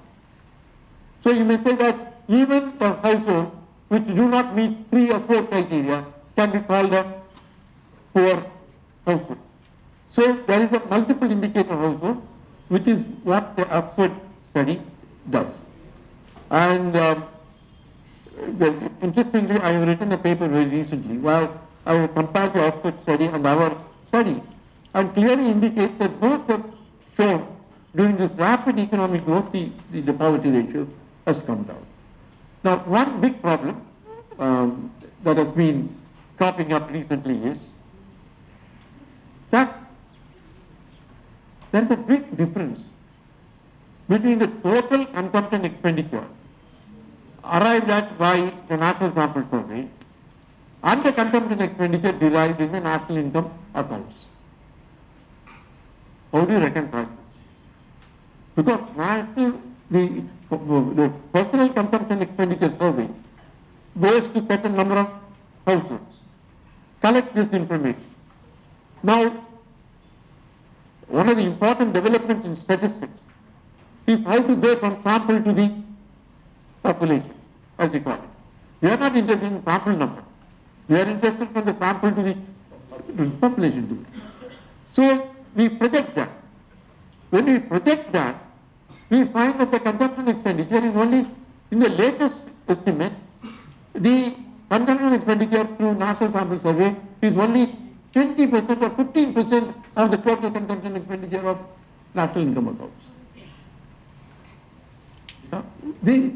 Which is to be believed. So there is a real problem of that. And on the multiple indicator index, there are certain scientific problems also in it, and also this whole thing of calculating, going everywhere and calculating. But this is the only way to do it. But those are the only things that are available. We'll take a few questions. Yeah. Can you get me the one? One of the moderators had referred to Mr. Rangarajan committee report. This finds a mention in the chapter on poverty and employment in the book Human Development in India, written by me, in which there is a reference to Mr. Rangarajan committee. The essential thing was that it gave its report in 2014, giving per capita monthly expenditure as rupees 972 in rural areas and 1,407 in urban areas. It preferred to use monthly expenditure of household of 5 for poverty line instead of taking the individual expenditure. Because there are again details which I need not go into. I'll present this book for whatever it is worth. There's a reference to Jeffrey Sachs' book also, The End of Poverty. I'll mention about this employment here. Paul Krugman, the American economist, has said that, has warned that India could end up with huge mass unemployment if it does not grow its manufacturing sector. So there's been overemphasis on IT and services sector to the detriment of manufacturing sector. Of course, agriculture is always variable, dependent on the seasonal conditions, rainfall, etc. So that is the uncertain factor, where of course probably cold storage may be absolutely essential, like onions. There was a mention about onions that has been figuring in the news very often, frequently. But if we take, for example, apples, Shimla apples are kept in cold storage for months together. Similarly, we are getting fruits from America also, kiwi from somewhere or the other. So many fruits come from abroad. So why not pulses also? Of course, only a few states like Madhya Pradesh and some other northern states are growing, but south it has not picked up. Maybe I do not know whether the climate does not suit or there are other problems. But there's a need to diversify, as was mentioned, from wheat or rice to other crops. The other thing is about GST. I thought that there has been rationalization. Earlier when GST was introduced, because it was very stiff for few items like hotel items, edibles even, but after realizing, after there was a lot of protest and opposition, government did rationalize, and the rates only for luxurious items are probably high. But again, one may say that that will reduce the demand for luxury items like TV sets, air conditioners. Again, anything will have its pros and cons. Basically, two questions. One is the stress on the service sector within the manufacturing sector within the employment, and your mention about the rationalization of Yes. No, I think on the poverty ratio, I would only say that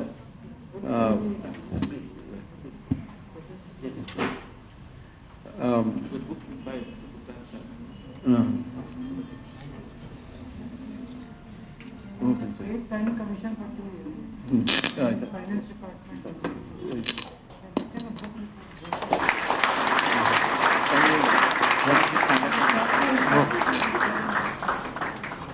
So Sri Naresh Gupta IAS, former Chief Electoral Officer of Tamil Nadu.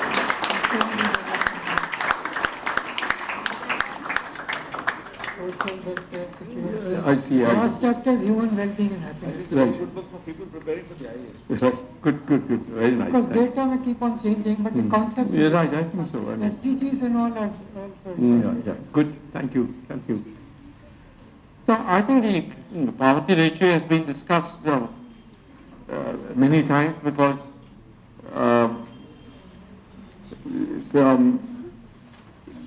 this whole question of reconciling the aggregate consumption expenditure from national income accounts with the figures derived from the consumption expenditure survey is an insurmountable problem. I mean, I think this is, so long as the differences were small, one ignored it. But now the differences are so vast, then it becomes very difficult to completely ignore it. And both statisticians and others have to really look at what's happening to the sample that we are doing and whether everything is okay or not. I mean, I think we really need to do it.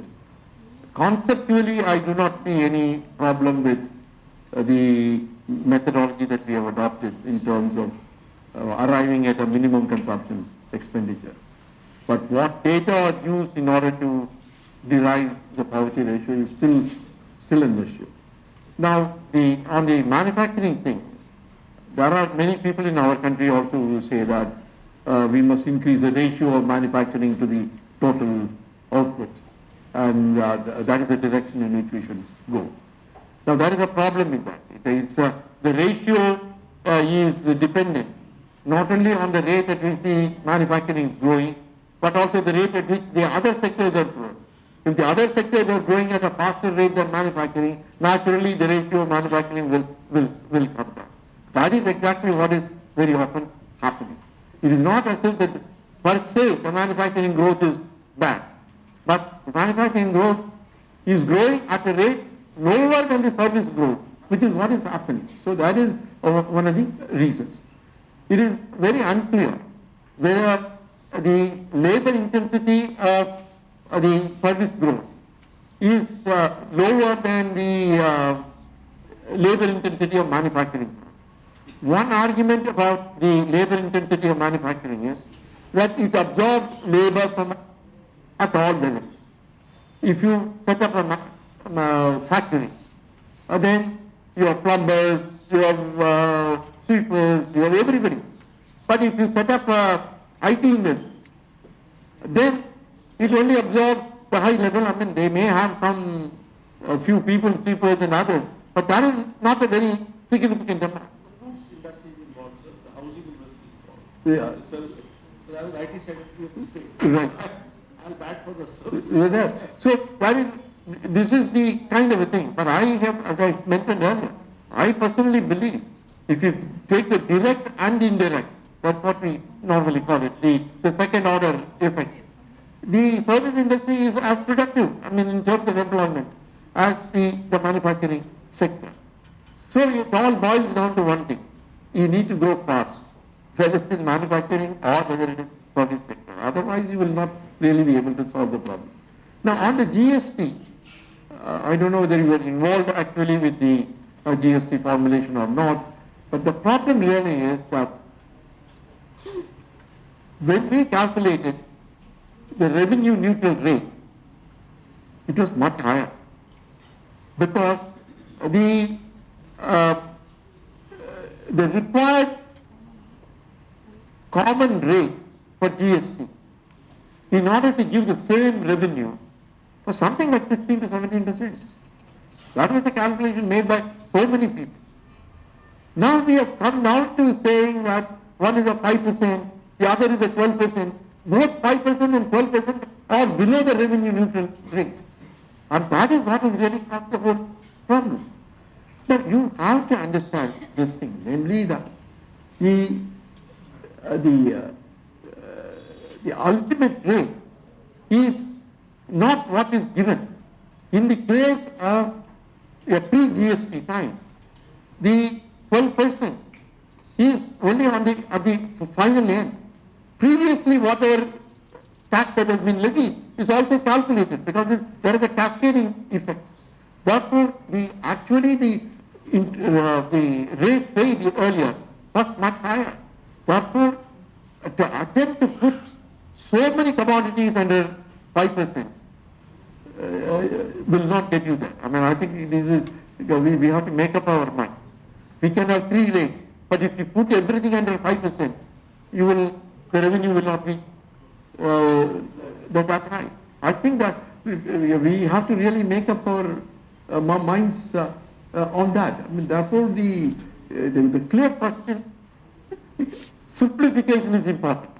If you have complicated, we have a cess, we have 3 rates, we have a special rate for gold, which is even less than 5%. I mean, the goldsmiths in this country have been very powerful. Whenever we have tried to raise the rate, they always come around and bring it down. I don't know whether the goldsmiths are powerful or women are powerful. I don't know. Yeah. Yeah? So, whatever it is, it is happening. So, we cannot go on like this. I think we really have to come down to 3 rates, that's it, and do it. And there is also another problem. The technology infrastructure, what is it called, CHSTN, I think, is not really that, it's not working that well. And this invoice matching for millions of transactions is going to be a problem. I mean, I think this is really, it is only the invoice matching, as you know, which prevents any leakage. So if you do not do invoice matching, leakage will increase. But if you have to match millions of transactions, it's also going to be a problem. I have suggested elsewhere that about only a particular point you match everything. Below you do a sample check and leave it there. You have to trust. Therefore, that is the only way to do it. But they have to sit down, all the stakeholders.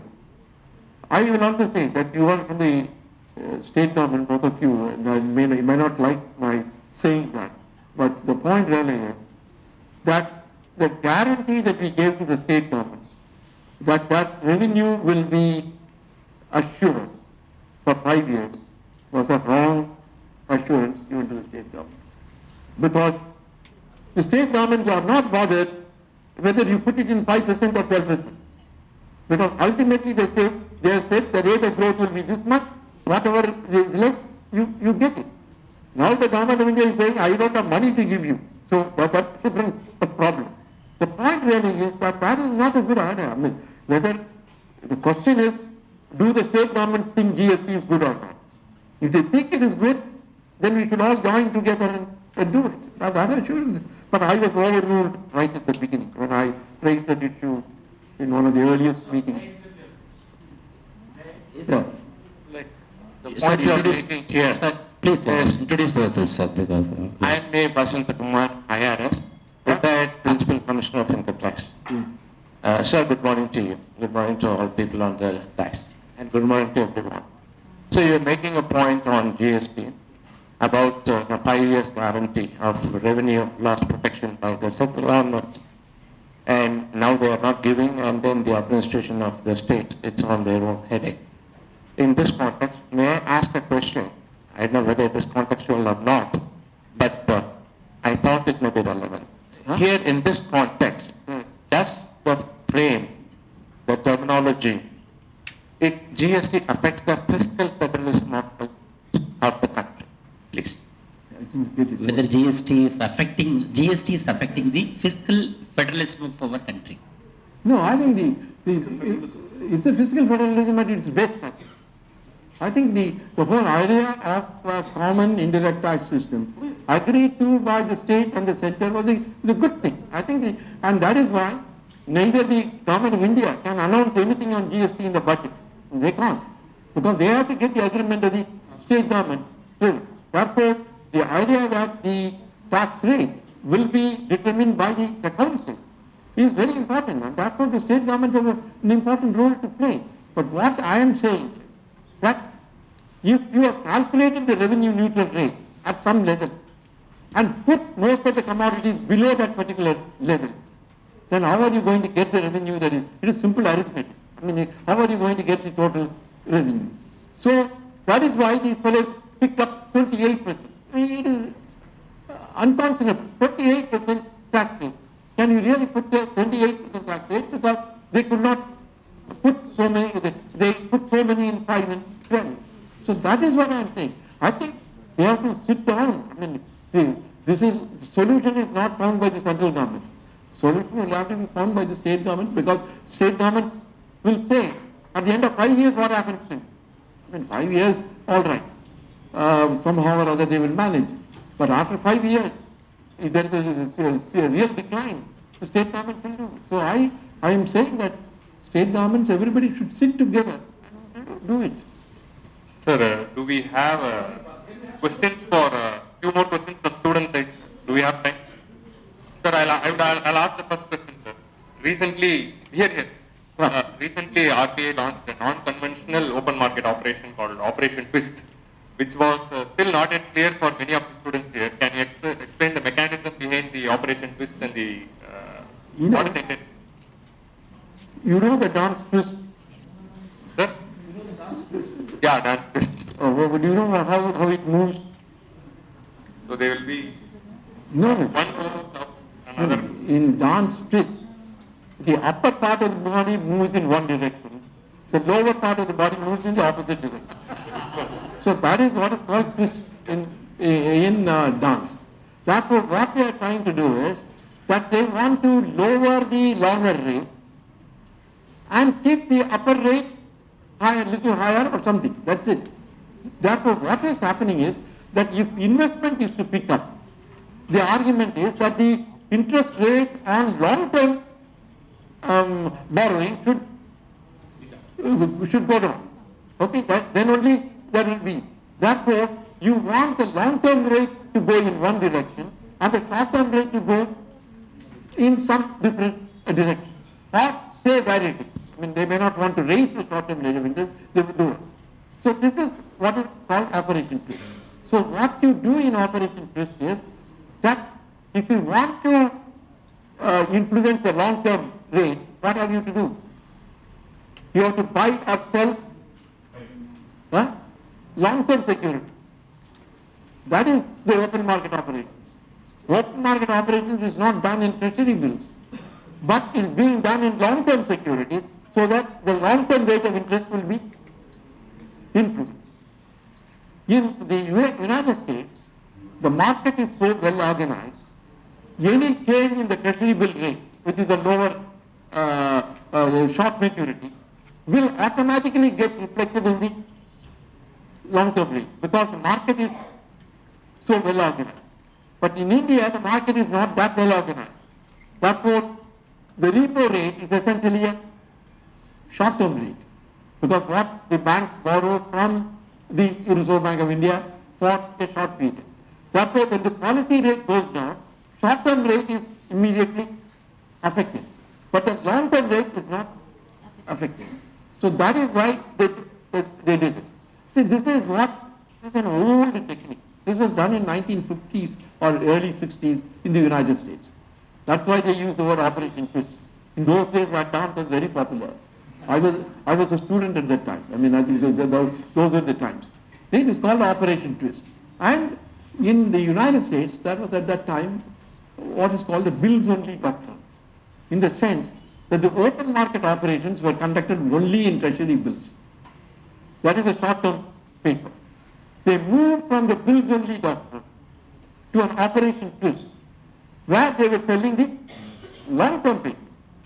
So that is, buying the long-term paper, if you want to bring it down.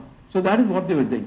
So the idea is, if the investment is to pick up, the long-term rate of interest must come down, and therefore you must operate in the, what they call in the market parlance, long end of the market, and not only at the short end of the market. Good afternoon, sir, and everyone present here. This is Bala Nagendran. The senior most youngster educating the junior most happens only in King's Talks. Kudos to KingMakers IAS Academy. And my question is based on the manufacturing sector. First of all, thanks for enlightening us on the economy, macroeconomic level in general. I would like to bring it to manufacturing sector in particular because we are in a vicious circle. As far as the estimation is concerned, the sector is estimated to grow at 2%, which was far below than what was about to be 6.9% in 2019 and 5.9% in 2018. Now my question is, what are the structural and non-structural factors apart from demand driving force that hinders and hurts the manufacturing sector, sir? Thank you. And get me the water.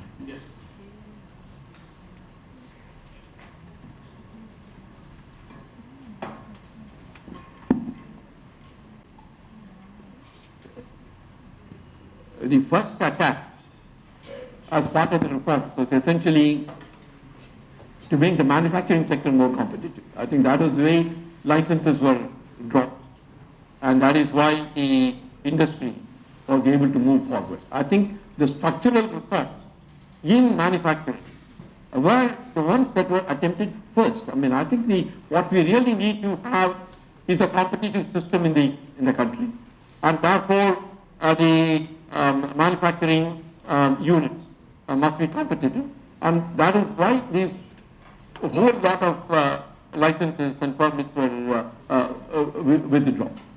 Therefore, the basic problem that you have in manufacturing essentially today is the immediate result slowdown in demand, and that is why people are talking about attacking the slowdown in demand. The other is, as far as the manufacturing is concerned, one important issue that has come up in the recent time is that manufacturing requires both short-term capital as well as long-term capital. Short-term capital was earlier provided by the banks, which is what we used to call working capital. So that was being provided. Then later when the IDBI and others became banks and so on and so forth, we have reached a situation in which the commercial banks provide both long-term capital and short-term capital.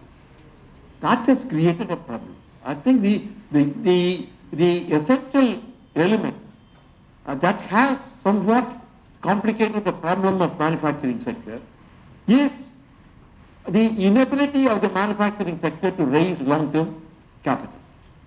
Now, why the banks providing both short-term capital and long-term capital is to make banks universal banks. That is the word that is used. Universal bank is a bank which provides capital to all sectors of the economy, to all terms, namely short-term and long-term. And that is why the word universal is used. Now, what is really happening now is that while the banks have been able to provide the capital, but the long-term capital requirements is running into a problem. Because the banks have a mismatch. Banks raise deposits. The maximum period for which they raise deposits is 5 years. Even that they don't do. Beyond 3 years they don't give a higher rate of interest. But whereas infrastructure and other manufacturing sector requires long-term capital which is for a much longer period. Therefore you have made the banks to provide both short-term and long-term capital. But the banks have a problem because the long-term capital, provision of long-term capital beyond 3 to 5 years is becoming very difficult.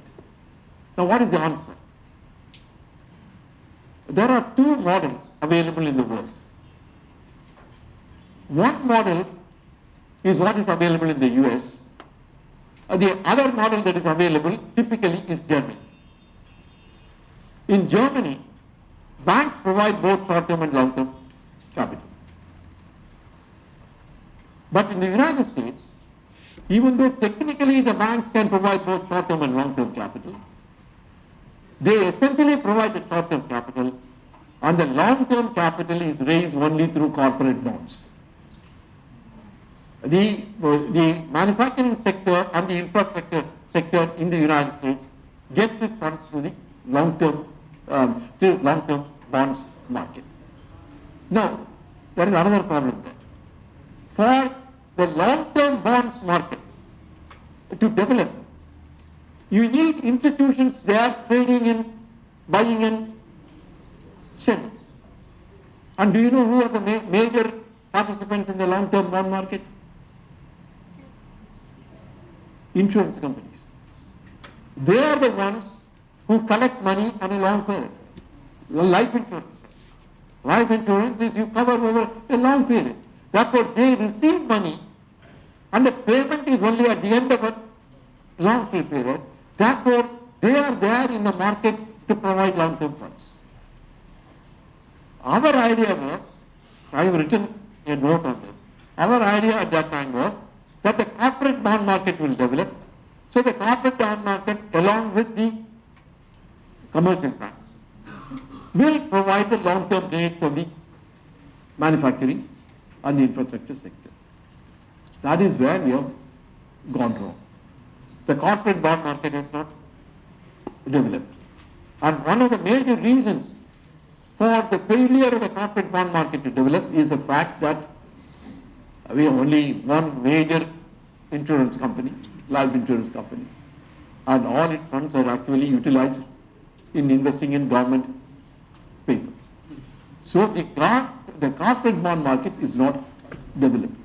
So I had written on this saying that whether we should go back to the old days of creating long-term lending institutions like IDBI or ICICI and enable them to lend. But this is one of the major problems. It's may call it a structural problem in terms of financing the manufacturing sector.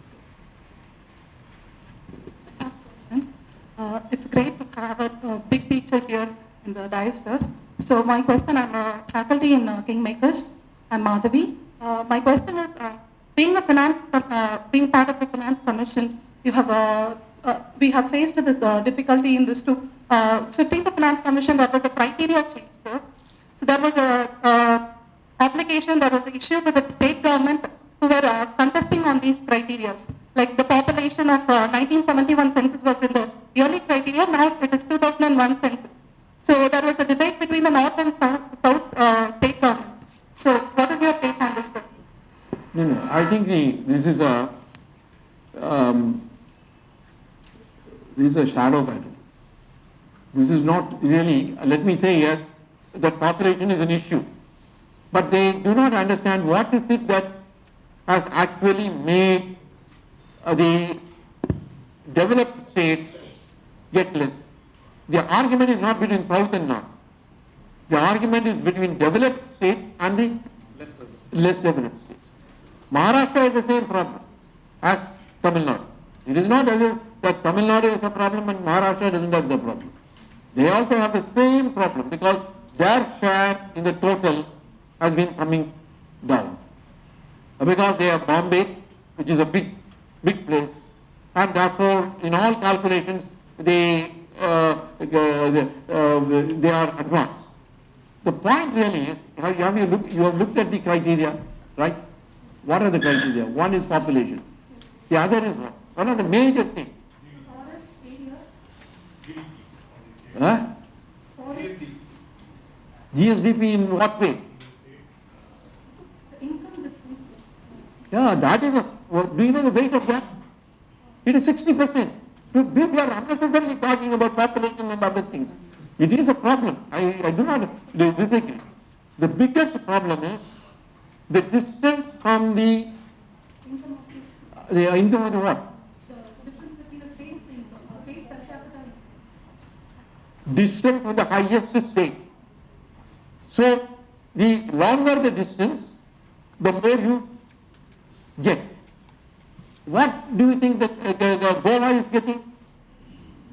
Zero. Can you believe it? I mean, people are all talking about it. Right? They should understand what is really happening. 60% of the distribution goes under this category. And Goa is the highest income state, and therefore the distance is zero, and therefore does not get anything. Because now they have pleaded, and therefore some adjustment is made, but some little money is given. It cannot be zero, therefore let us give something. Therefore, the biggest problem is the higher your state per capita income, the lower you will get. Now this, according to some people, is a best criteria. Because what is federalism? Federalism is a thing in which all people must come together and therefore it is the responsibility of the more developed state. We say it in the global system. So that is what they are saying within the country. So it is the idea that we should really make the richer states get little and the poorer states more. So that is really The poorer states go as close to the richer as possible. what? I mean, I'm saying that debt should be Hmm. basically put up with the word. Yeah, but until then this will happen. So the point really is, I have written also on this, right? The point really is that you have to strike a balance. Because I have written elsewhere that the Finance Commission is not there only to take care of disparities. The Finance Commission is also there because that certain revenues belong to states and therefore they should get it. Therefore there is no point in saying, "Hey, you can make it 100%, then what will happen?" No, the poorer states will not get it. So I think it is that which is important. I think that weight for that criterion must be brought down. Yeah. So, I think we should. Yeah. And maybe the question, you make a statement about economy and agriculture. Just a question. Sir, respected people on the dais, thank you. Sir, my question is to, sir, every time the government is changing, there is a big announcement that goes, we are waiving off the agricultural loans. And where it becomes a bigger blow to the government as well as to the RBI. So how do you think waiving off the agricultural loans or the impact on the Indian economy? And I personally feel the Indian value system in Indian families is being destabilizing and it being diminishing nowadays. So I think indirectly it is an impact in the Indian economy where the good spending and the bad spending comes from the Indian, the teaching of the Indian families. So how do you see that, sir? No, the question is about loan waiver. Now, what is, you are in favor of it or against it or what is, I didn't get the... Huh? Whether the loan waiver is good for the economics, that is the question. No, the point really is that there are occasions when the failure of the monsoon, failure of certain factors beyond the control of the farmer results in the inability of the farmer to repay the loan. The question is, how do you deal with that particular problem? The idea of a loan waiver has this implication, namely that it makes all the people who pay the loans foolish, because they repay the loans in good faith, and one day you come and say that loans that have not been paid will be waived. So it will create an environment in which that any borrower will come to the view that someday this will happen. So why should I actually repay the loan? So the loan repayment ethic, as they call it, can get eroded. But at the same time, we must recognize the fact that there are circumstances in which the farmer is unable to pay. So what do we do in industry, for example? First we do restructuring, right? This is the word that you would come across. So first thing that we should do in agriculture also is, you are not able to repay this year, all right, you wait for the good season to come and then do it. So restructure the loan to say that he pays in the second year, third year or the fourth year, depending upon that. So I would prefer, instead of waiving the loan, restructuring the loan and also take a decision on a case-by-case basis rather than a generalized version. I mean, I think to say that all those farmers above a certain ownership of land will be waived is not the right way to do it. So restructuring the loan on a case-by-case basis is better than loan waiver. We should. Can we have one more question from? No, I think we should. Can we have, sir, can we ask one of the ladies to ask? I mean, the ladies seem to be. Sir will come. Sir will ask. Any of the ladies, because Question from the Otherwise- girls' side. From the girls' side? Okay, sir. I'm not asking any questions, just only confirmation of what that is mentioned about liberalization of economy and dismantling of license by permit Raj. My only point, sir, is it would not have been done in 50s and 60s because at that time private sector would not have been forthcoming for large scale investments and government corporates have to make investment in infrastructure at least. So that is one point, and maybe timing, of course, was appropriate, and the way in which it was handled was very good, of course. The other point is, sir, that Mahatma Gandhi National Rural Employment Funds have to be utilized for creation of productive assets. What is probably happening is in some states at least, if not in all the states, this target-oriented approach and the objective to get as much funds as possible is affecting the performance of these programs. Then third thing is, sir, if I have understood correctly, GST weighted average rate should not be less than a certain percentage. That is what I think the Honorable. Yes. No, you see, on the first point, it's valid. Particularly in the 50s, we have no more. I mean, there is no clear indication of what the country should do in order to kickstart growth and so on and so forth. There were many theories and so on and so forth. And the only model that was available at that time was Soviet Union, which had really made big jumps over 2 decades. Therefore, everybody thought that was the ideal. I think the real mistake that was committed is not in the 50s. It is at the end of 60s, when after 2 decades or 2.5 decades, when we were still struggling with 3.5% rate of growth. That was the time at which there was some rethinking that was called for. Not then. By that time, people have started writing books on this. And Jagdish Bhagwati's book on industrial licensing had come out by that time. So there was enough evidence to show that licensing was leading to undesirable practices. So that is the time at which we should have thought. I mean, at least if we had launched our reforms a decade earlier, that's the difference between us and China. That's what the thing could have been. I don't know, the other things. Right, okay, right. Sir, the last question. So maybe after 22 years, after we achieve the target $5 trillion economy, will there be any difference in the social inequality? Will it translate to address the issues of social inequality and gender inequality? What's it? $5 trillion? Will the social inequalities vanish? No, you see, inequality is a much bigger problem. All that we can say is poverty will vanish.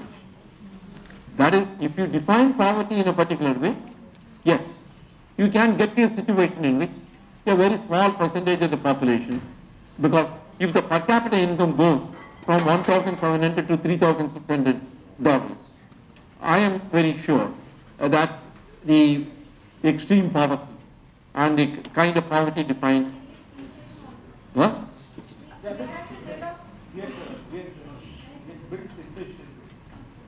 No, these are all in real terms. Inflation is all calculated. I mean, I think with inflation, what is the point? There's no, I mean, when we say it goes up from one level to another level, it is in real terms. So that is your per capita income in real terms doubles. When the average per capita income of this country doubles in real terms, then poverty can be eliminated. But whether inequality will be there or not, it will be there. There will be rich people, there will be middle income poor people. United States has not abolished inequality. In fact, people are now talking about the increasing inequality in United States, partly because of technology. Technology is now resulting in larger number of people, not only the entrepreneurs, but also technological professionals who are becoming very rich. So the point is, the first step and also elimination of very unequal situation also could be got, because admission to school or admission to college, all of that can become, and a certain minimum health care services, all this can be provided. But inequality completely, I don't think it will be.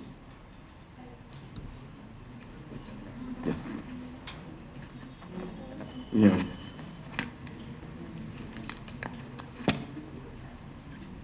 Aspiration is when you are asked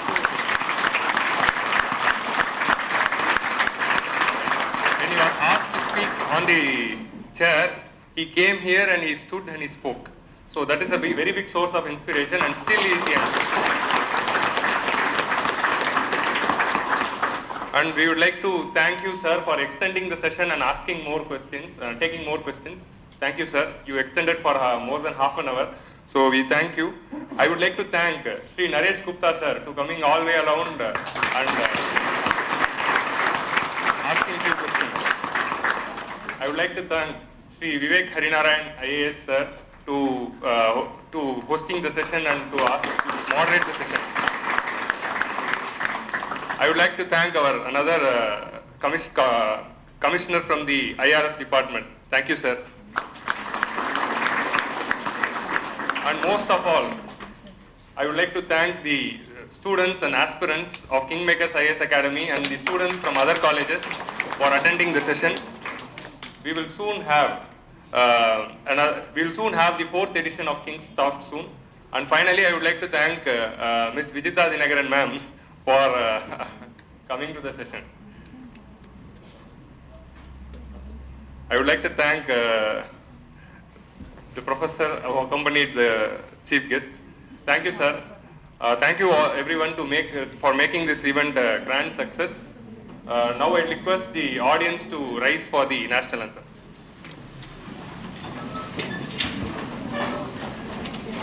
Janagana mana adhinayaka jaya he Bharata bhagya vidhata Punjab Sindh Gujarat Maratha Dravida Utkala Ganga Vindhya Himachala Yamuna Ganga Uchchala Jaladhi Taranga तव शुभ नामे जागे तव शुभ आशीष मांगे गाहे तव जय गाथा जन गण मंगलदायक जय हे भारत भाग्य विधाता जय हे जय हे जय हे जय जय जय I request the audience to assemble in the first row. Please be seated till the dignitaries leave the premises. Clap.